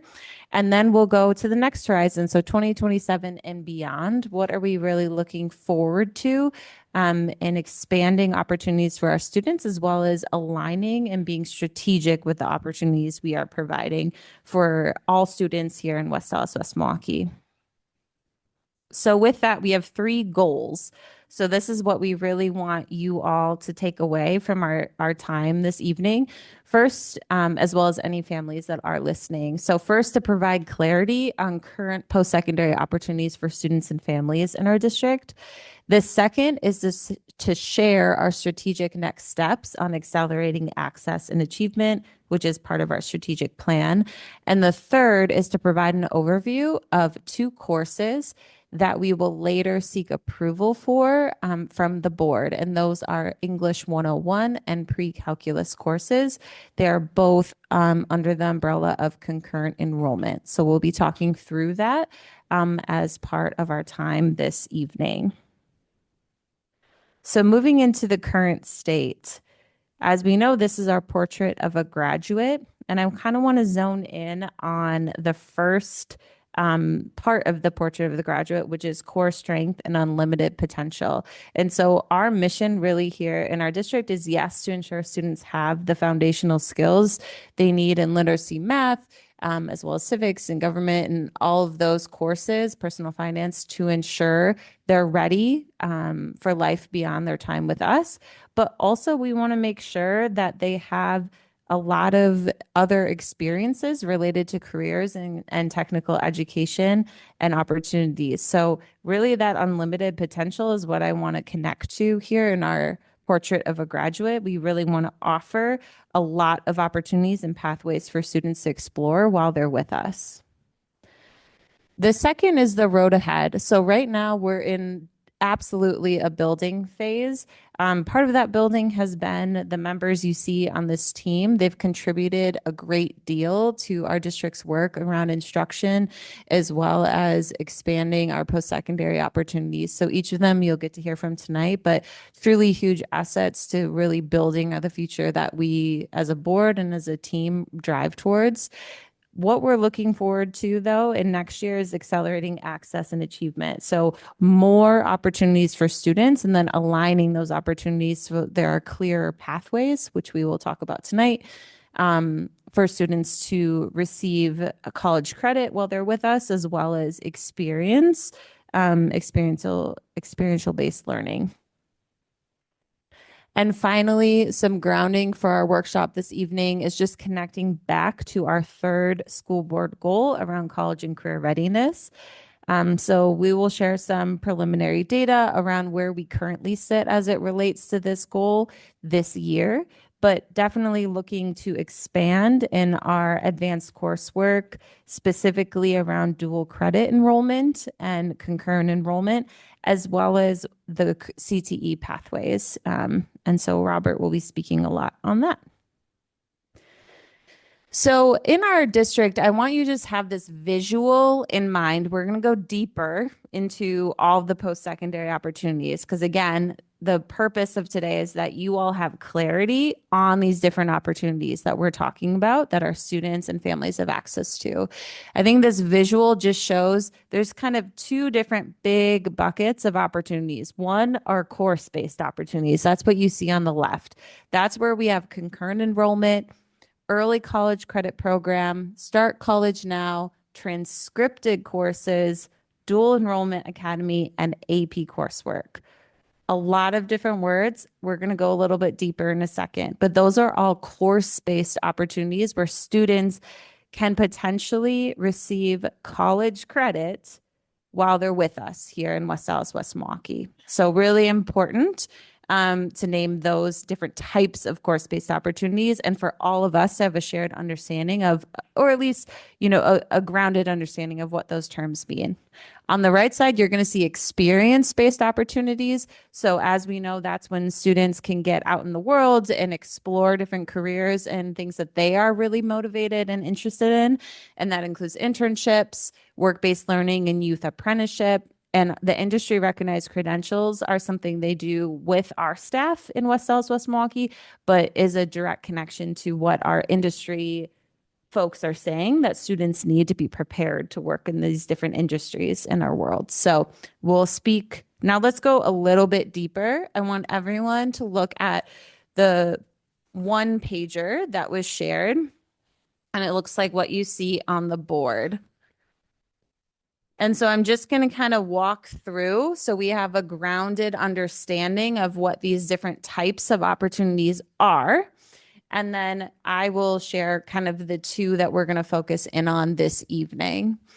So again, the first half are those course-based opportunities. And so at the top, you'll see the name. Many of you are familiar because you approve our early college credit program students to attend universities and receive coursework through them. You also do that for our Start College Now. And so a lot of this should look familiar. But you'll see the first row beneath the title is just a short overview of what that type of coursework is. So if we look at concurrent enrollment, for example, this is done in district, and that's when students receive college and high school credit for courses that are taken with four-year universities. So that's taught by our staff, and that's coursework that we can then offer here in district. And two of the courses that we are looking, as I mentioned at the beginning, to come back and ask for approval are English 101 and pre-calculus. And so those two are not yet in our course catalog. That is something in an area we are looking to expand in.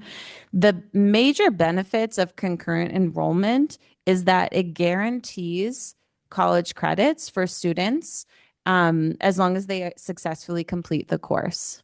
Okay. It also fulfills the general education requirements for English and math. So as they move on to both technical colleges as well as four-year universities, it will cover those general education requirements, which is a huge benefit for students. And they transfer across the UW system, with the exception of UW-Madison. Something we always just have to keep in mind is UW-Madison has its own regulations and expectations around coursework, but the rest of the UW system, it does accept those courses. Then if we move to transcripted courses, we're going to talk through some that we already have. They're listed here. But those are courses that are also taught in district, and students receive college credits and high school credits for these courses that are related to a different CTE pathway. Okay, so the transcripted courses should hopefully raise a flag in your mind. Oh, this is a CTE related course. It's also, again, taught by our district staff. And students are able to get college credit for it upon successful completion, and it also transfers to UW technical colleges. Then you all are very familiar with the early college credit program and Start College Now. Those courses are taken on campus, and that's for students, and they would also receive college and high school credits. The students request specific coursework at the university or college. This is for coursework that we aren't able to provide, but is often an extension of their learning here. That could be higher level math to a type of coursework that isn't part of our current course catalog. So really above and beyond what we're able to provide. Another, if you keep moving to the right, is dual enrollment academies. This is done on college campus. We have 12 students currently who are attending MATC through a dual enrollment academy. And that means they take their coursework fully on campus for their senior year. So that we do have some students that are very set. They know that they want to go into this pathway, and that allows them to take credits and really maximize their time with us, but also get the college credits in the specific pathway. And finally, of our course-based options, we have our advanced placement or AP coursework. And again, that's done and provided in districts. So students receive high school credits and then possible college credits as well, depending on how they test on the AP assessment. So I, again, just wanted to walk through those because there's a lot of different language, and this is something that we're going to make available to families as well. We've tried to really synthesize and summarize what are the opportunities we have and make it, I think, more digestible to families, because a lot of these terms I've noticed are used interchangeably by folks, but they really mean something different, and they point to different coursework and different pathways available for students. And I also just want to clarify, when I say pathways, I don't mean a student can only engage in one of these types of course-based opportunities. Pathways are just opportunities, and we're trying to get strategic with the pathways that we're offering, specifically in CTE, so that students aren't taking random courses, but courses that are leading to areas that they're most passionate about. So that being said, you could have students taking concurrent enrollment, English 101, getting English credit, also taking, engaging in early college credit program for something else related, or transcripted courses through CTE. So we really want students to be able to expand and be able to access all of these courses. And then lastly, again, I just want to highlight the experience-based opportunities on the bottom half. So you have work-based learning and youth apprenticeship, which we are going to touch on and talk about further in the presentation, industry recognized credentials as well, and then internships. So just again, this is for all of us to have kind of a grounding of what are the things that we currently do offer and where are we looking to expand. So the area we're going to talk more deeply about in terms of course expansion is concurrent enrollment.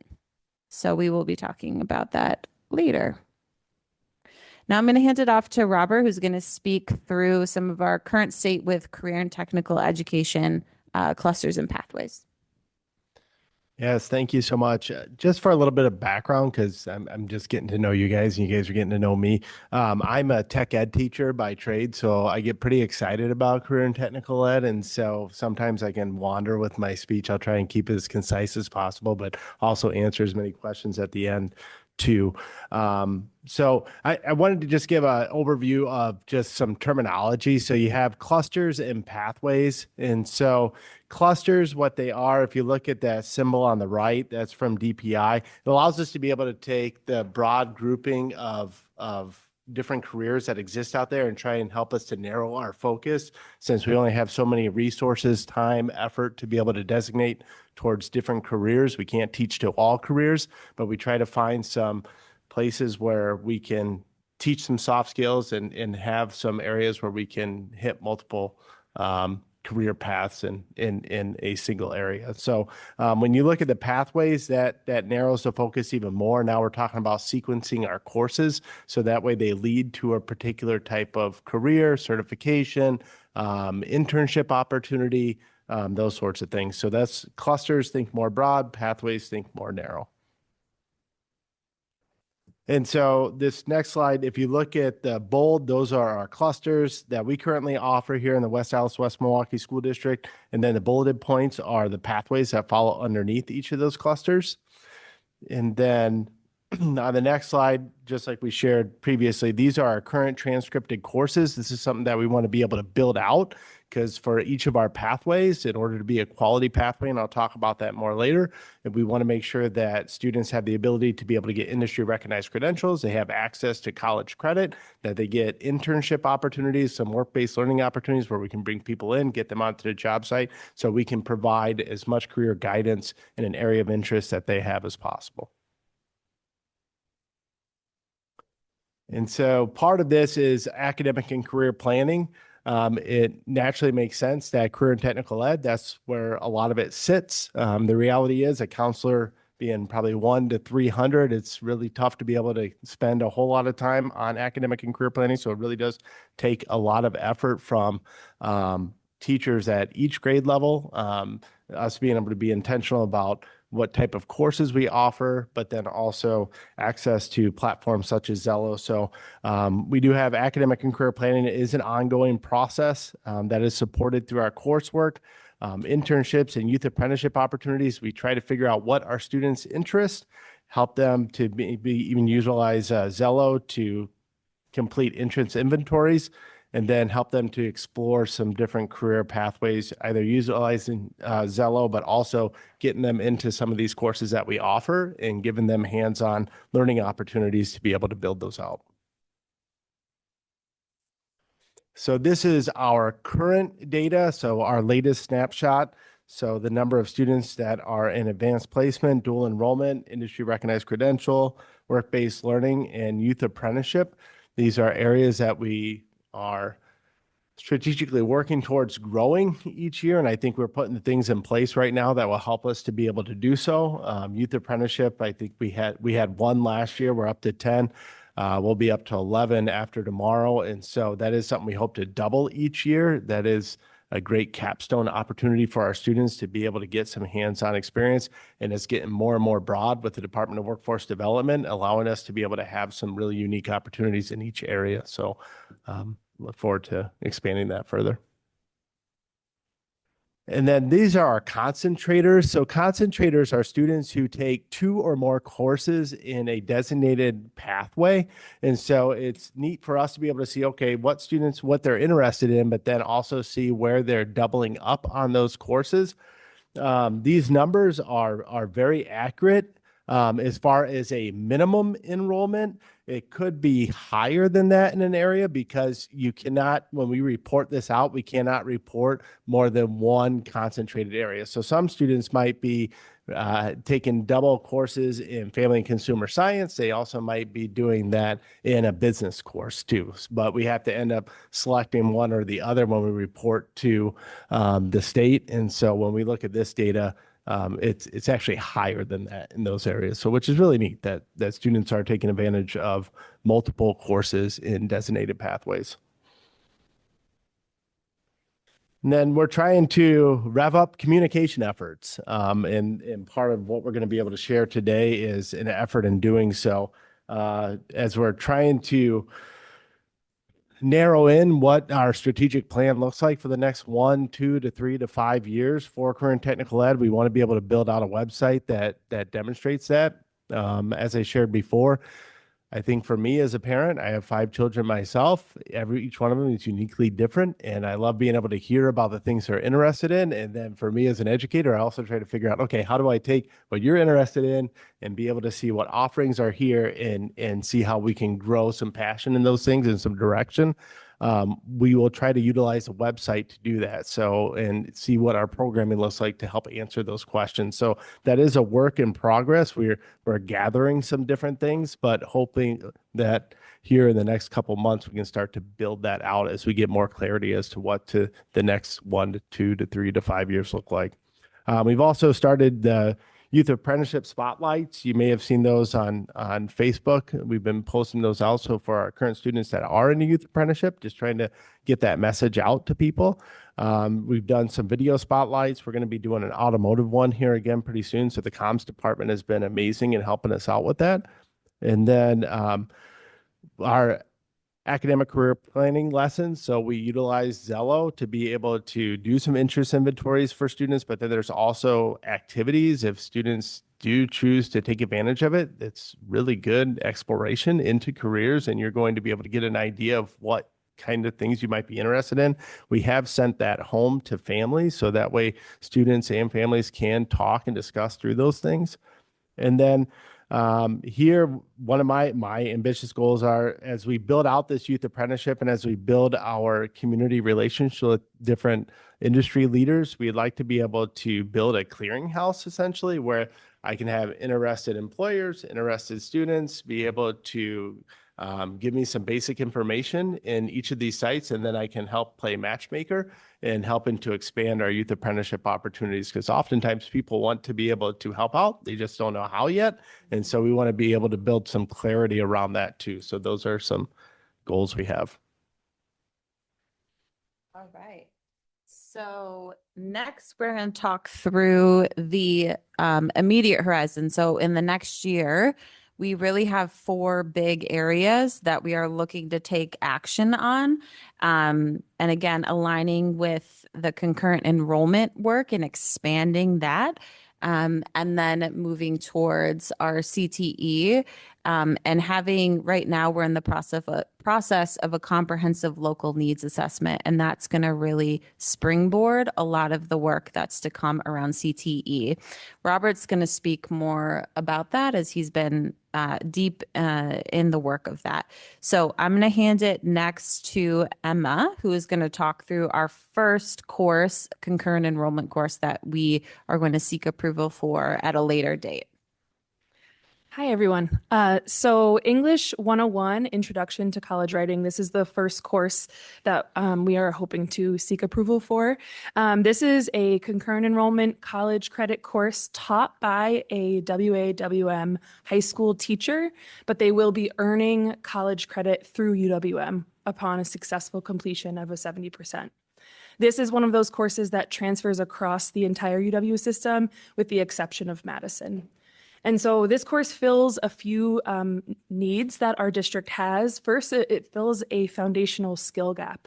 Often students will go into college their freshman year lacking the ability to have a strong rhetorical awareness of the writing of text that they are reading, critically analyzing, and this course focuses really deeply on that skill.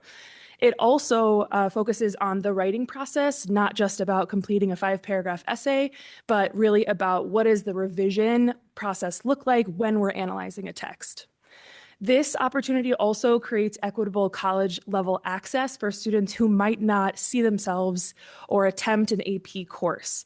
We'll get into some of the requirements that students need to be in this course, but it is accessible for a few reasons.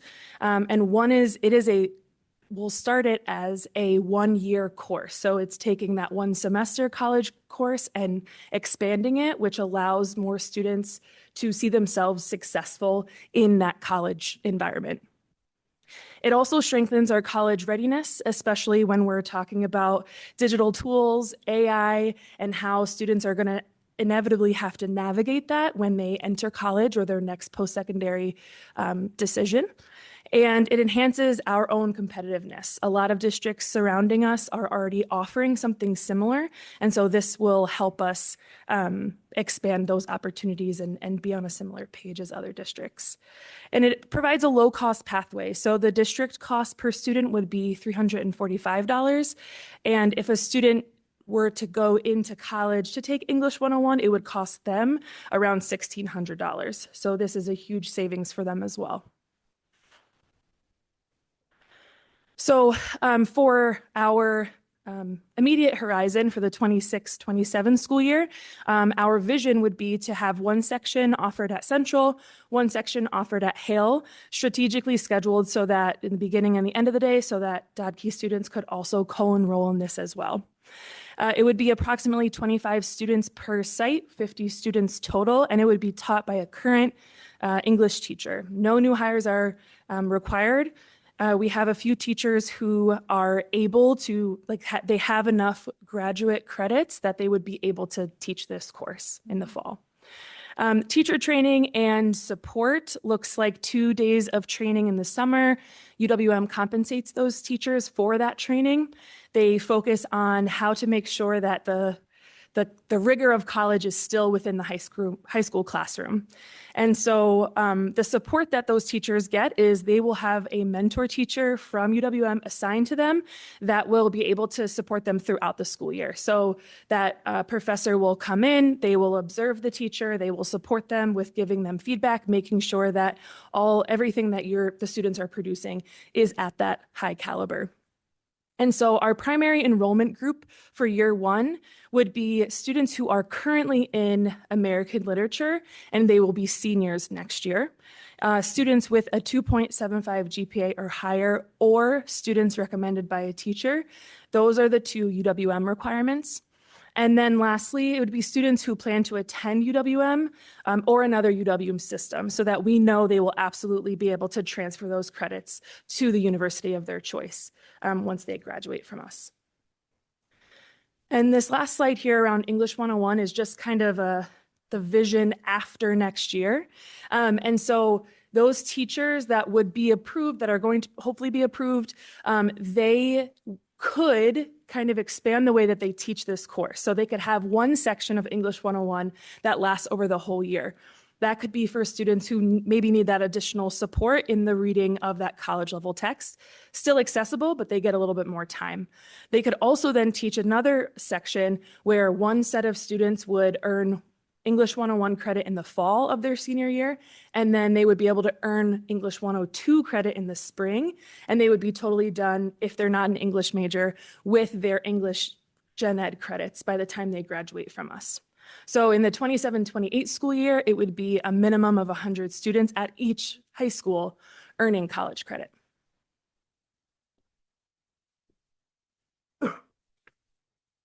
Could you speak real quickly about how does this affect the current layout? And I know that you've had some conversations with teachers and like, what are their concerns and how have you addressed those concerns? Sure. And is that in terms of like course, like teaching the courses? Teaching the courses, but I think there's also a feeling that it could take away from AP students who are taking AP. Yeah. And I think some teachers have expressed that. So Absolutely. And I've talked to some teachers at both high schools. This is not replacing AP. This is in addition to AP. This is for students. And if students are taking AP, they could also take this class as well. This would be for students who maybe don't see themselves. So we're thinking about expanding the student opportunity, right? So it would be for those students who maybe never really saw themselves taking AP, think it's too difficult. And so it would not take away from the AP classes. It would just be in addition. And we would have to look through scheduling to just make sure that everything fits, but it is not replacing AP.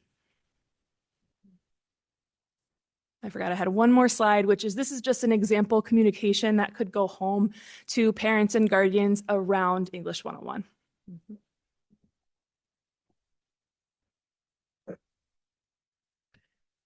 Now we're on to pre-calc. So what is this course? It's very similar to what Emma was talking about with the English 101, but pre-calculus will be a 105 class that is also taught by a WAWM high school math teacher. This will provide 3 UW Green Bay college credits at no cost to our families, and it will transfer across the entire UW system. This will bridge the gap between Algebra 2 and college level mathematics. It should strengthen our readiness for our STEM classes, our business and health science pathways. And a big piece of this is that it will provide a critical access point for our students to earn a college math credit early, which is not something that is very common across the board. When a student graduates from high school, most likely than not, they usually take a pre-calculus course or they take a calculus course, which does not guarantee them entrance into a UW calculus course. They will still have to take a math requirement and a test for that. And more often than not, our students don't pass into calculus and they still have to take a pre-calc. This course will automatically give them entrance into that Calculus 1 course. So not only save them a cost in high school, but it will save them double the cost when they go into college. So really it's a savings in both ways. The district cost would be $460, but with this great program with our UW Green Bay system is that they will cover the complete cost for our free and reduced lunch students.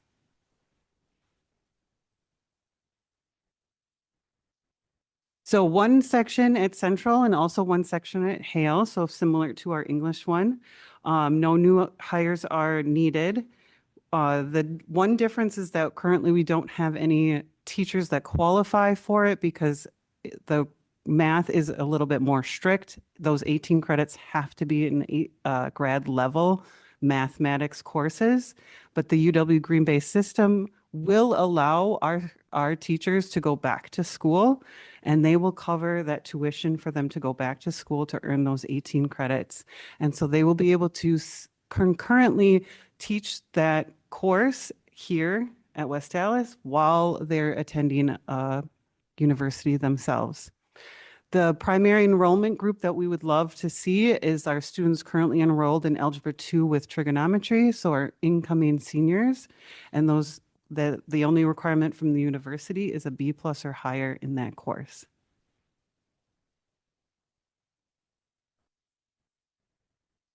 Here you go. All right. Before you go on, I just want to make sure I'm recapping some things because I think so we're hearing this. So go back real quick, and I apologize. I feel like I'm part of the board right now. No, I'm Go not. for it. With not interested in that. So for the math course, is this a semester, one semester, like how comparing to the English? I just want to make sure. Yes, it would be just it would be a semester course for UW system, but a whole year for the high school. Mhm. So we're splitting the whole course into halves. Yeah. Okay. Just trying to make sure we were clear. Yeah. But we are also saying that each kid that if kids were participating and take advantage of both of these offerings, that they could leave our district with 6 credits. Is that what I'm hearing?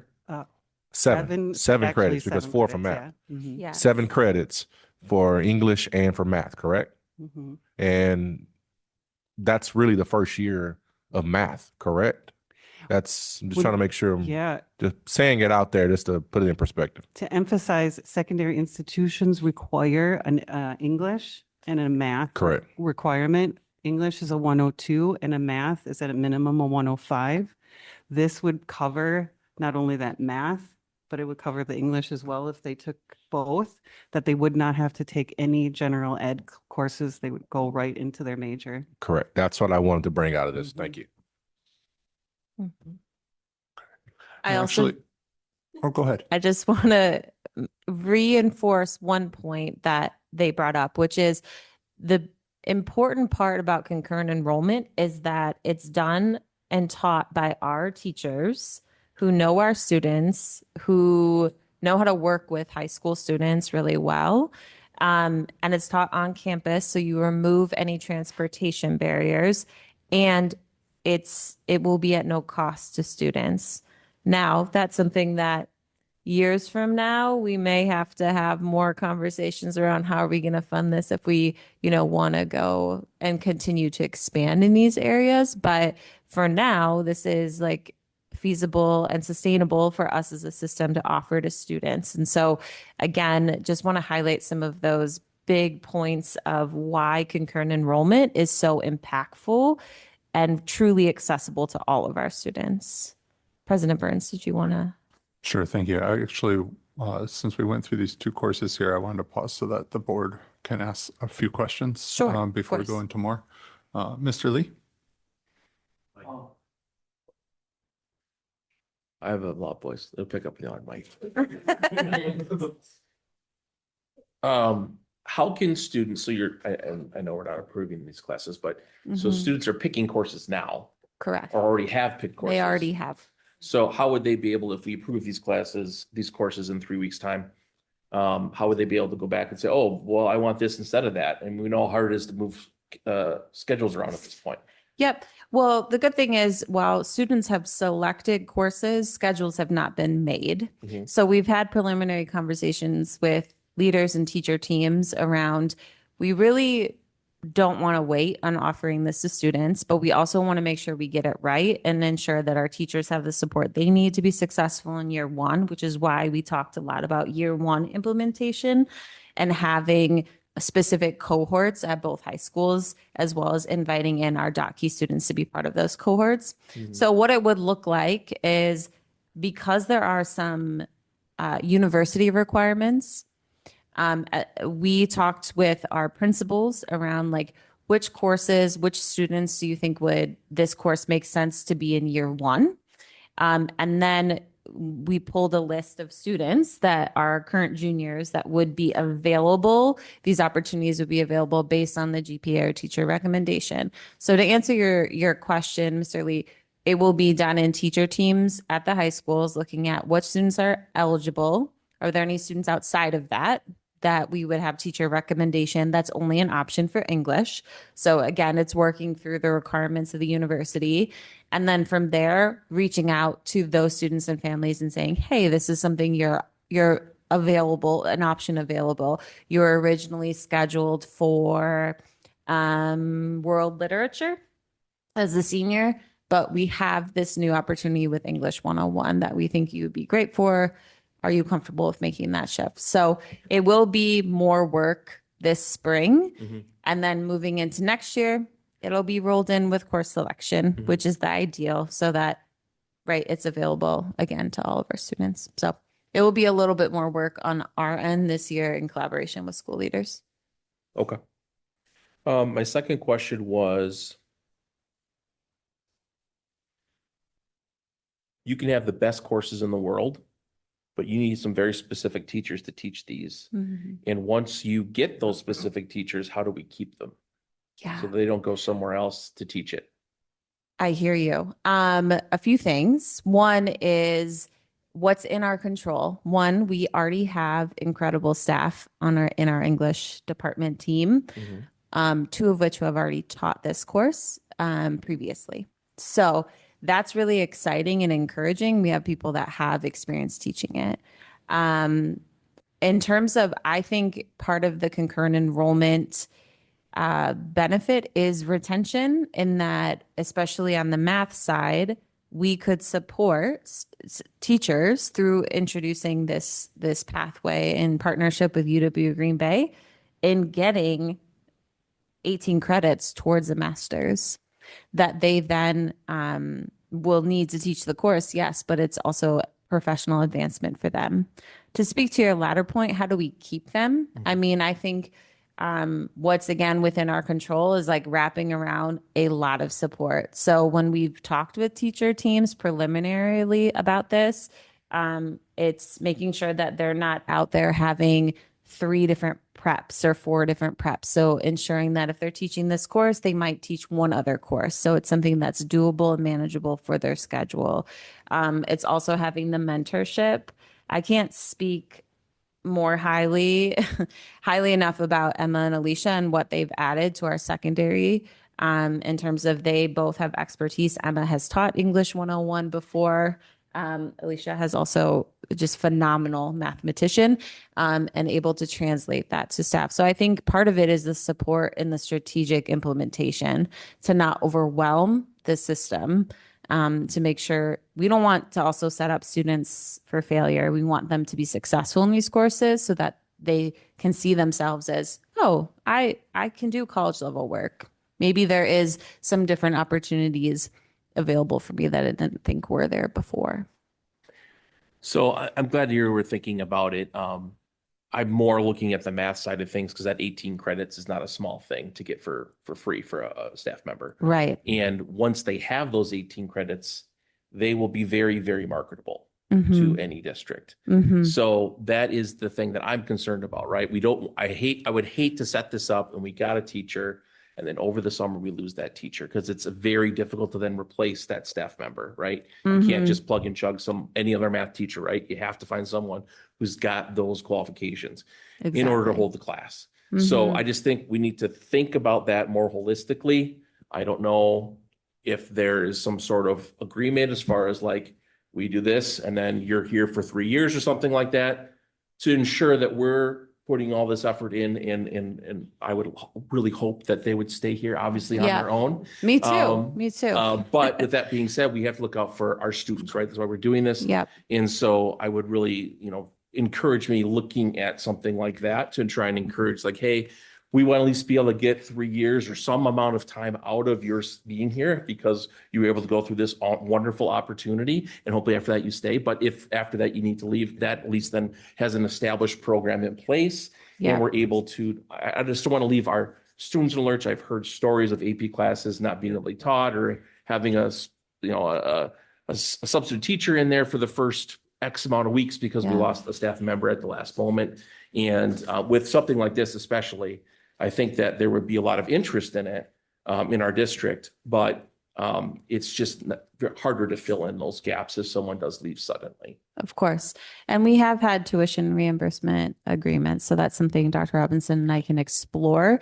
Previously, we've paid for that Right. tuition, right? So this is just a slightly different agreement. Tuition reimbursement and also some type of agreement that, you stay for a period of time. We've also used that as well. So those are things that Aaron, and Aaron, we've already talked about those. So yeah.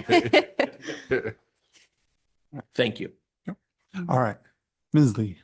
kind of coming off a lot of what Mr. Lee had said. Has there been any interest, or do you even know if we have any current math teachers? Because I believe my kid is in that bubble that would fit into this, so of course I'm Yeah. extremely interested. Do we have any current teacher that has shown interest in taking those courses to be able to teach the class? Yeah, currently we have two. So, but we just found this, this kind of endeavor with UW Green Bay very recently. So we still have some time to even build that even more than just the two. Okay. Oh, wonderful. And they're also, again, in our conversations with the universities, asking like, how feasible is this? Would it be too much to turn around for next year? And they are very confident that as long as we hold up our end and get them the information they need, that we can be prepared to begin next year. I just see all these kids that are like, yep, we want to do it, and then we don't have a teacher. Exactly. Because we had that before, and that's kind of my worry now, especially wanting to get into this so fast and having a junior. I would love for this opportunity. Yep. But I would hate to see you get excited and then go, "Oh, we can't fill the spot." Yep. We know how hard it can be sometimes to fill some areas. So Yep. no, that's great. I'll speak a little bit more to Ms. pre-calculus Kaiser. too, and what you were asking too, Mr. Lee, is like pre-calculus is a course that's already offered in the course catalog. So this would be a seamless transition into from what we already currently offer into this syllabus wouldn't even be that different. It would just be that we would be able to offer it as a college credit. Mm-hmm. Yes, it replaces that course. Mm-hmm. All right. Ms. Kaiser, you had a question? Just want to remind board members, turn your microphone on. I couldn't hear anything Miss Lee said, unfortunately. Just a reminder.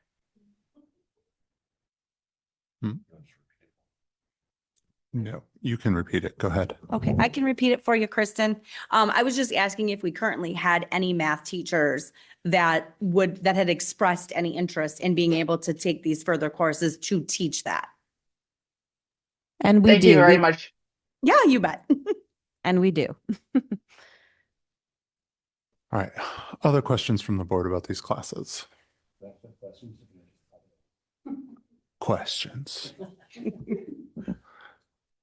All I was going to say was that I was excited that it started with just the English was the initial proposal that we had seen in committee. Mhm. So to see the pre-calc added, I know that was a goal of yours. So I'm very excited to see that as a secondary option. Yeah. Also, extra science. Yeah, I know you wanted all the core ones, but I think that the opportunity for the teacher to expand their education, I think, is a really great addition to it. That's all I wanted to say. That's fine. I appreciate it. Any other questions, comments from the board? I had one, two, three. The pre-calc, it says the entire UW system, so this covers Madison as well?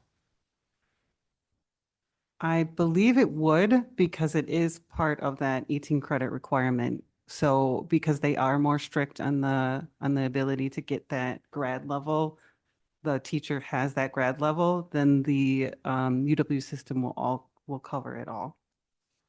So is the English one about the grad level teachers? And if we had grad level teachers as well, would they then get the UW-Madison credits? It's a great question. Thank you. No, because UWM, they've never been able to transfer English 101 to Madison. So it's not about the teacher, it's about the course being offered through UWM. So if any other student started at UWM, took English 101, 102, they would have to take English 101 again in Madison. So is there a way to get the UW-Madison credits? Like instead of hosting through UWM, we host through UW Green Bay or UW Oshkosh, or would that then shift whether or not Madison would cover that credit? We can explore that. Okay. Yeah. And then the question I had, I'm going to go back because Dr. Robinson brought it up. You guys talked on it, but the AP choice versus doing these, why would I bother with AP if I'm going to get credits guaranteed? Because I don't get credits guaranteed with AP. And so, I mean, I can see the teachers' components with this because AP is really hard. And I don't know whether or not this would be as hard or more or less. I mean, I think I'll name one thing and then see, Emma, if there's anything you want to add. As part of our conversation with the teachers, I think AP serves a certain role in the university system, and that very prestigious universities do like to see that AP is a coursework is on a student's transcript. So now when universities take students' transcripts from high school, because every district has local control over weighting grades and what that looks like, they take it, they scan it, and they apply their own point system to different courses. So I think that AP has relevancy for some students who maybe are seeking specific universities.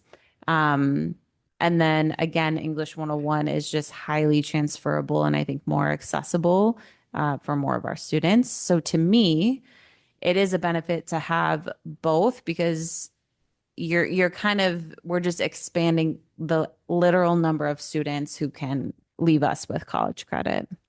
It's just filling a different, reaching a different population within our students. think it comes down to the flavor. Like what flavor do you want as a parent? Do you want your kid to have this AP course experience, or do you want your kid to leave with college credits? It's like, what do you want out of your kid? And I don't think there's a right or wrong answer, but you know, for me as a superintendent, my efforts from the beginning have been to increase opportunities. And this is an opportunity for that kid, and I'm going to say Johnny, that's my dad, okay? Little Johnny, who wants to go to college, but who may be intimidated by the idea of going to college. So guess what happens to little Johnny? He never goes to college because he has not experienced that success. This is an opportunity to give those kids the initial success and to show them that I can actually do this. I can do this. So let's keep going. And that's what we're trying to do. So it's all about, do you like spicy or do you want original? When you compare the two offerings. well, I don't think that it's even that limited, because like from the perspective that I'm seeing is because what we currently run into is students that want to take lots of AP classes, they can't. And so they have to pick and choose. And so why would I bother with AP math if I can do this, and AP English if I can do that, and then I can take my AP other things. And then I have the AP, but I'm not,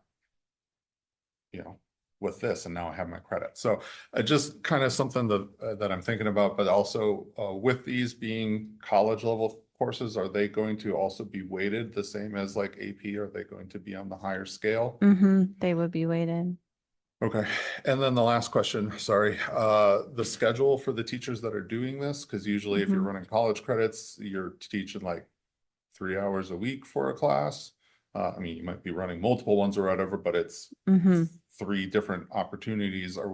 How is that schedule going to look for the teachers? Because especially for the math, with them being concurrent, having to do grad school and high level math stuff, I don't want to burn them out either. And so is there...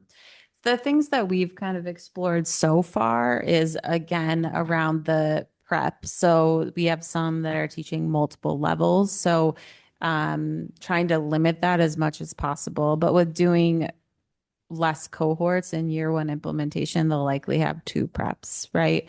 And so I think that's like a consideration. Additionally, something that we didn't emphasize a ton, but teachers do receive a stipend from the university for teaching the course, as also just a little added benefits, $500 a semester. So there's like some sort of compensation from the university as well. But those are things we will absolutely take into consideration, because we want this to be successful as much as you all, and really want our students and our staff to leave after year 1 being like, we can expand this, right? We want to reach more students after that first year. Okay, great. Any other questions? Otherwise we can move forward. Please Awesome. continue. So now we're going to shift again. This is the immediate horizon. I know this is a long presentation, but so now we're going to shift into the comprehensive local needs assessment and how that's kind of a springboard for our next CTE work. Oh, I'm sorry. Sharing my mic. Yeah, so the comprehensive local needs assessment, that is part of us participating in the Carl Perkins grant. And so that's a federal grant that helps to supplement a lot of the funding that we have for our current technical ed areas. And so as part of that, every 3 years, you're supposed to be able to do a comprehensive local needs assessment, which allows you to be able to say, all right, what does industry look like? What does the skill set look like? Are we preparing students for those? Do we maybe need to relook at what course offerings we have? Do we need to look at what type of resources we have related to those? And so what we've done recently is we brought in local industry representation. We also brought in representation from MATC and brought in our staff to be able to start tackling some of these questions within these areas. So we had 9 different meeting times to do this. And so I'm still putting together all that information that I have gathered. Next, we will also take some student information. We will use some student survey. We did have some student representation at that meeting, but not a broad enough group. But we'd like to be able to get some student information as well. In between now and the end of February, when I get a chance to meet with our teachers again, we will dive through these things. We'll also do some more extensive look into local data questions related to that and start to develop what is going to be our strategic plan over the next 3 years for sure, hopefully expanding it even further. And then how are we going to utilize the Carl Perkins grant funding to help support that? But will also allow me to be able to bring some of that information back to the board and back to leadership within the school district to say, hey, maybe these are the plans that we want to do. And then we can start to organize how are we going to spend the resources that we have to work on things like kitchen updates. And if we're going to do a kitchen update, what's going to inform the type of kitchen update we're going to do. And so I'll speak more to that, but so some subsequent action steps related to this. We want to be able to increase our transcripted credit. You'll hear me talk about that, expand our industry recognized credential, expand our youth apprenticeship, increase access to certification programs, and really look at what courses are we offering? Are they nice to have? Or are they the best to have? The nice thing is, if you looked at that original image of our clusters and pathways, they're pretty diverse, and I think they're a pretty good representation. So you're not looking to get rid of programs. It's just how do you reorganize some of the core structure within the programs to maximize where we're trying to get students to, and also build up our ability to build in credits for students too. Because the transcripted credit, if our teachers are teaching those courses, we don't have to pay anything for those. And so students are able to get those college credits. So just trying to expand on those too. So we'll talk through that. So this here was just basically the agenda that we went through, just a starting point when we met with our industry partners. We looked at some labor market needs. Some of it was just qualitative, just asking them what skill sets exist, what that are needed, what types of jobs do you see over the next 5 to 10 years coming up. We looked at some specific data from the Department of Workforce Development to help inform some of these things. We started to look at then the size and scope and sequence of our current CTE program, but then we really dove into like, what is a quality program of study? And a quality program of study is going to be one that has a sequence of courses that's going to lead to transcripted credit. So students are going to be able to get college credit, but they're also going to lead to certification, but is also going to be able to lead to work-based learning. And eventually we'd like to have each area have a current technical student organization. So you have multiple ways to engage with that subject area while you're in high school. So you're really going to become an expert at it. You're going to find out, hey, I really love this, or I really don't, and hopefully build some skills around that. So that gets to the the vision for the future. And so I'll read this first sentence, that all students will graduate with credentials that extend beyond the minimum requirements of a high school diploma. I feel like we have the ability to do that for students. I think we can help them get into some living wage opportunities to build on before they graduate high school. And so advantageously, I'd like to be able to say I would like every single student to be able to have that. And so it's going to take a while to build that, but I think we can. And so if you look at my colored bold words there, I'll explain how that fits into that purpose. And so I'm stealing some of this from the technical college system, working with them probably about 10 years ago or so. They started to revamp how they organize their courses. And when you would go to a technical school, you would get either a technical diploma or you'd get a degree from that school. And so you would take the number of courses that were required for either. Once you finish that, you would have the base knowledge that you need to be able to get a job related to that study. The issue that they found was that students, after a semester, a year, maybe even 3 semesters, life happened, and they had to drop out of school or take a break for a little while and then come back.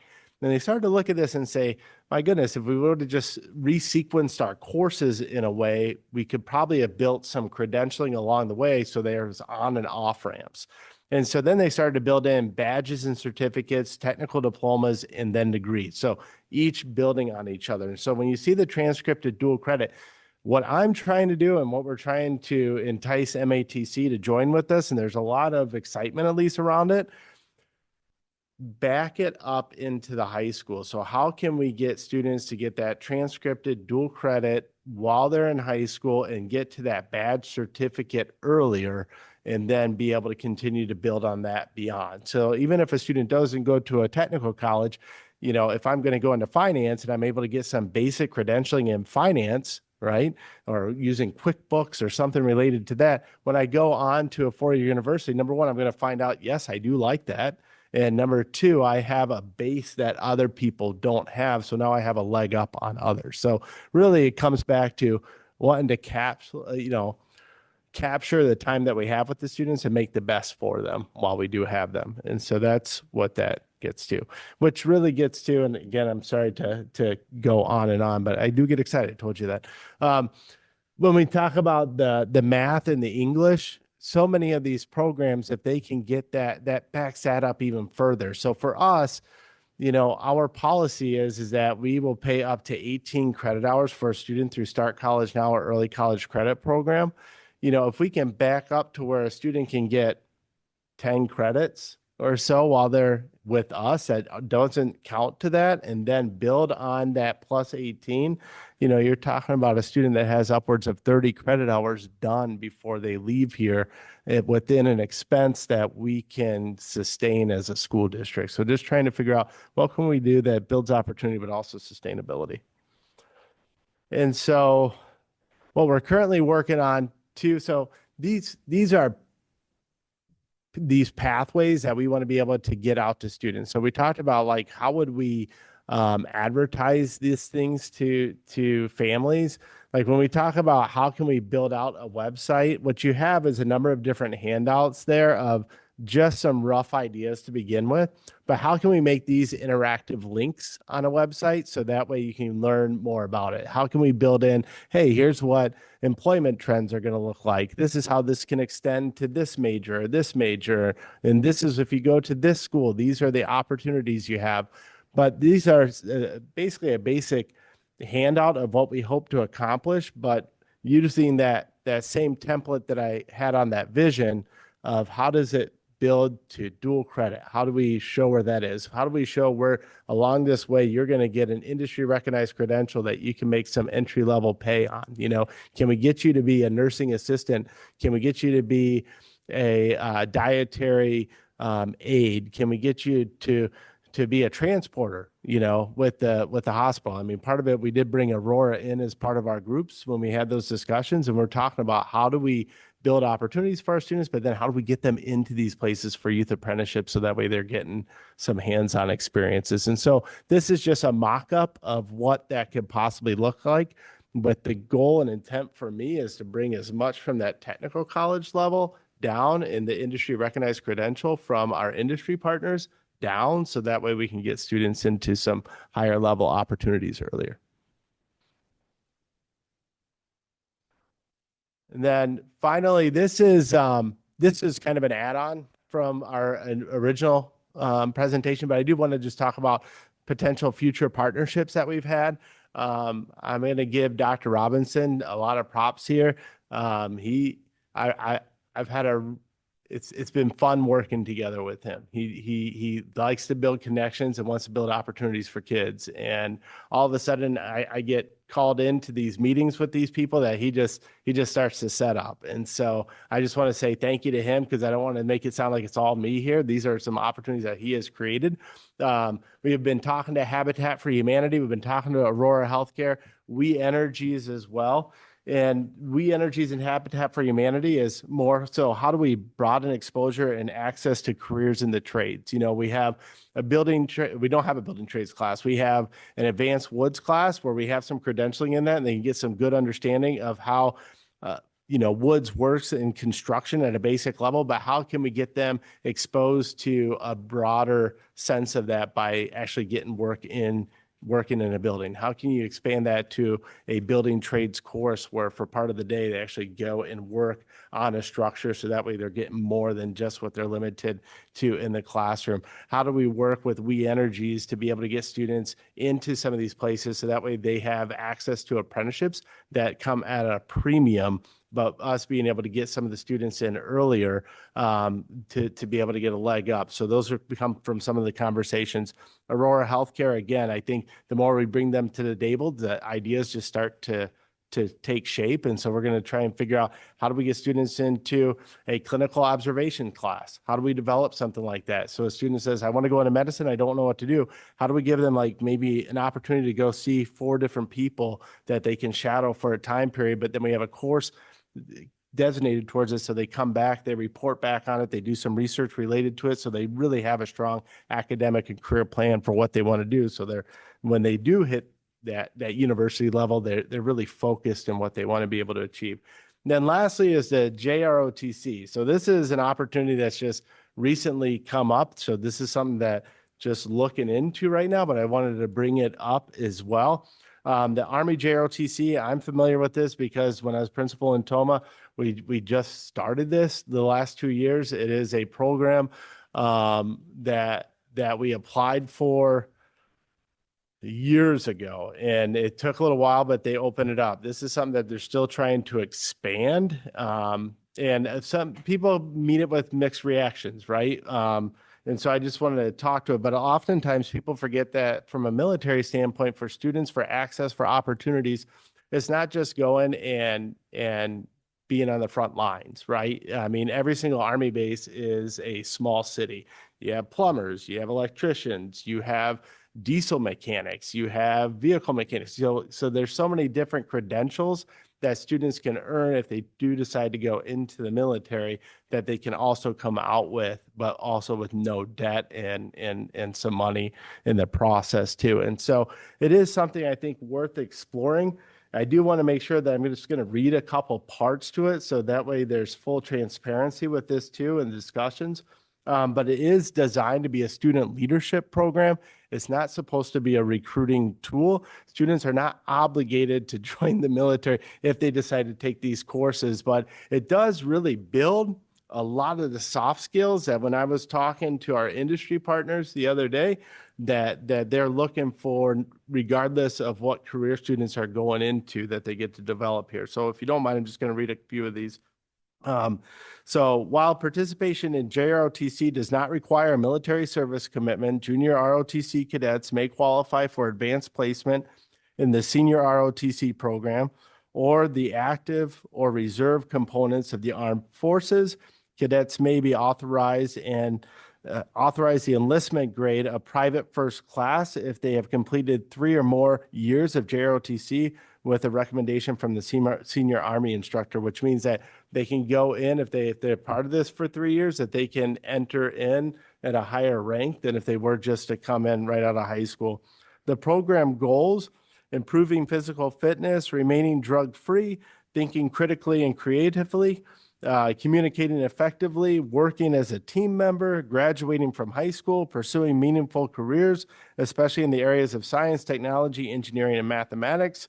And finally, through student-centered classroom activities and outside related experiences, the participants acquire the knowledge, skills, and self-discipline, patriotism, sense of responsibility, and respect for authority that will better prepare them for the future. The program enables cadets to serve their country better as leaders and citizens while they join the workforce, join the military, or pursue higher education. And finally, what I found from this, when I taught in Miami, I got to see it. When I taught back in my hometown in the Orlando area, I got to see it. And then starting it in Toma, sometimes kids need to find a niche. And the really neat thing about the JROTC is that there is kind of a family organism to it. So some of those kids who are along the fringe, who don't really find a purpose for themselves in high school, it has built some structure for many of those students to be able to do that and a sense of pride in the process.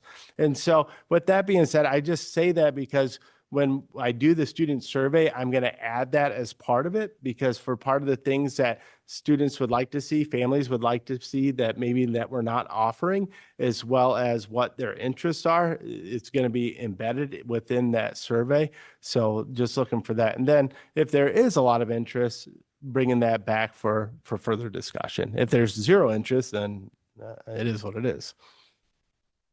I just wanted to add, the military was not for me. JROTC was not for me when I was a kid in school.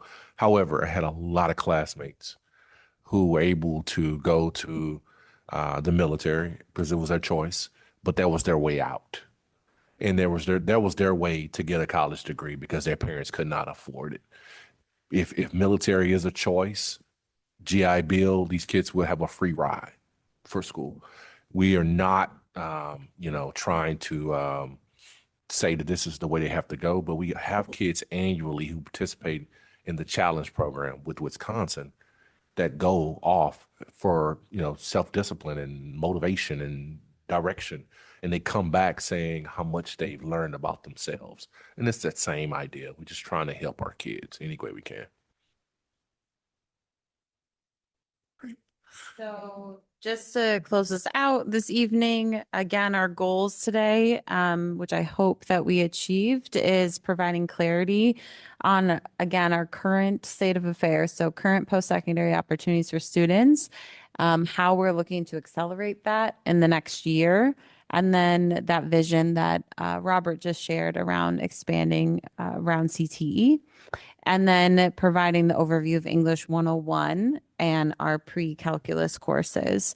And the last thing I'll say is our goal is, yes, to expand and increase opportunities, but we also are looking to be very strategic with those opportunities. So we want to take and listen to our students and families and their areas of interest, and then align coursework and pathways so that students aren't just taking courses, but they are leaving us with truly maximizing the benefits of being a student in West Allis, West Milwaukee. So there is strategy behind what we're bringing forward today, as well as like what we're looking to do, especially based off of student feedback and the comprehensive local needs assessment. So with that, I'll hand it over to President Burns. All right. Any last questions for our presentation? Mr. Lee, you have one? I said two. One was on the coursework we were talking about. It just came to me. So some 2-year degrees or 2-year schools also have like similar requirements for English and math. So would any of these math and English? Yeah, they would count. They could count for a 2-year as well as a 4-year? Yeah. Okay. So I think that's important to say, right? Like, we're not talking just UW schools, but it might be important to list all of the schools that it could transfer to, including 2-year schools, because some people have a strategy of going to a 2-year school first and then getting your kind of prereqs done and then having those transfer over to a UW school, not Madison, of course, but other UW schools where you could get your 4-year degree that you wanted to get. And so I think that, but there might be some people are just going to go for the 2-year. Like that's all they need. That's what they want. And so this could help them too. It's not just people going for a 4-year degree. So I think that's very important to state. And maybe expanding the the schools that they would within Wisconsin anyways that it could transfer to would be an important thing when you're communicating that out. Love it. Thank you. The other question I had about CTE specifically, are we doing any work with the unions? Yes, we are. Whoops. We have invited them to come to the table. Okay. We did have some conflicts of timing for when they met, so we are engaging in that work, though. Yes, we are including the unions. So I know that in my time running for school board and Yep. things like that, I've met with members of unions of one trade or the other, and they Yep. always bring up like, why don't you work with unions? We always have opportunities for apprenticeships, for Yes. providing on-site or on-job training and things like that. And I always said, well, I'm not sure. I presume that we're doing something like that. So as we're looking at that, I just really want to try to make sure that we're working with them because they have resources. They have, a lot of connections with Yes. businesses and things like that I think would be advantageous to our students who are interested in that. So yeah, I'm glad to hear that we're pursuing it. And I think that we should definitely be including those unions whenever possible Yes. when we're working with these sorts of things. With that being said, if you do come across somebody that speaks of that Mhm. and has an interest, Mhm. then please point them somehow in my direction Okay. or get the information to Mhm. somebody else that can get that to me. So that way Absolutely. I can be sure to reach out. Because again, what you find is oftentimes people do want to be a part of it. Yep. They just don't know how. Yep. And so that's what we need to try and build a little bit more clarity around. So thank you. Absolutely. Right. Thank you. Any other questions? All right, I had one last one, and it's more of a comment, but with all these expanded opportunities, I was wondering if we're going to look at improving our summer school offerings so that students that want to take advantage of possibly multiple pathways don't have to fight their schedule in order to do that. So, question, yes. okay. That's been something that I have been fussing about and creating an opportunity in summer school that's more for advancement versus remediation. So Alyssa was nodding because we've had some talks about that. So we are working on that. Yeah, I agree 100%. And I think just also to speak to that, again, really excited to work with the individuals here on that.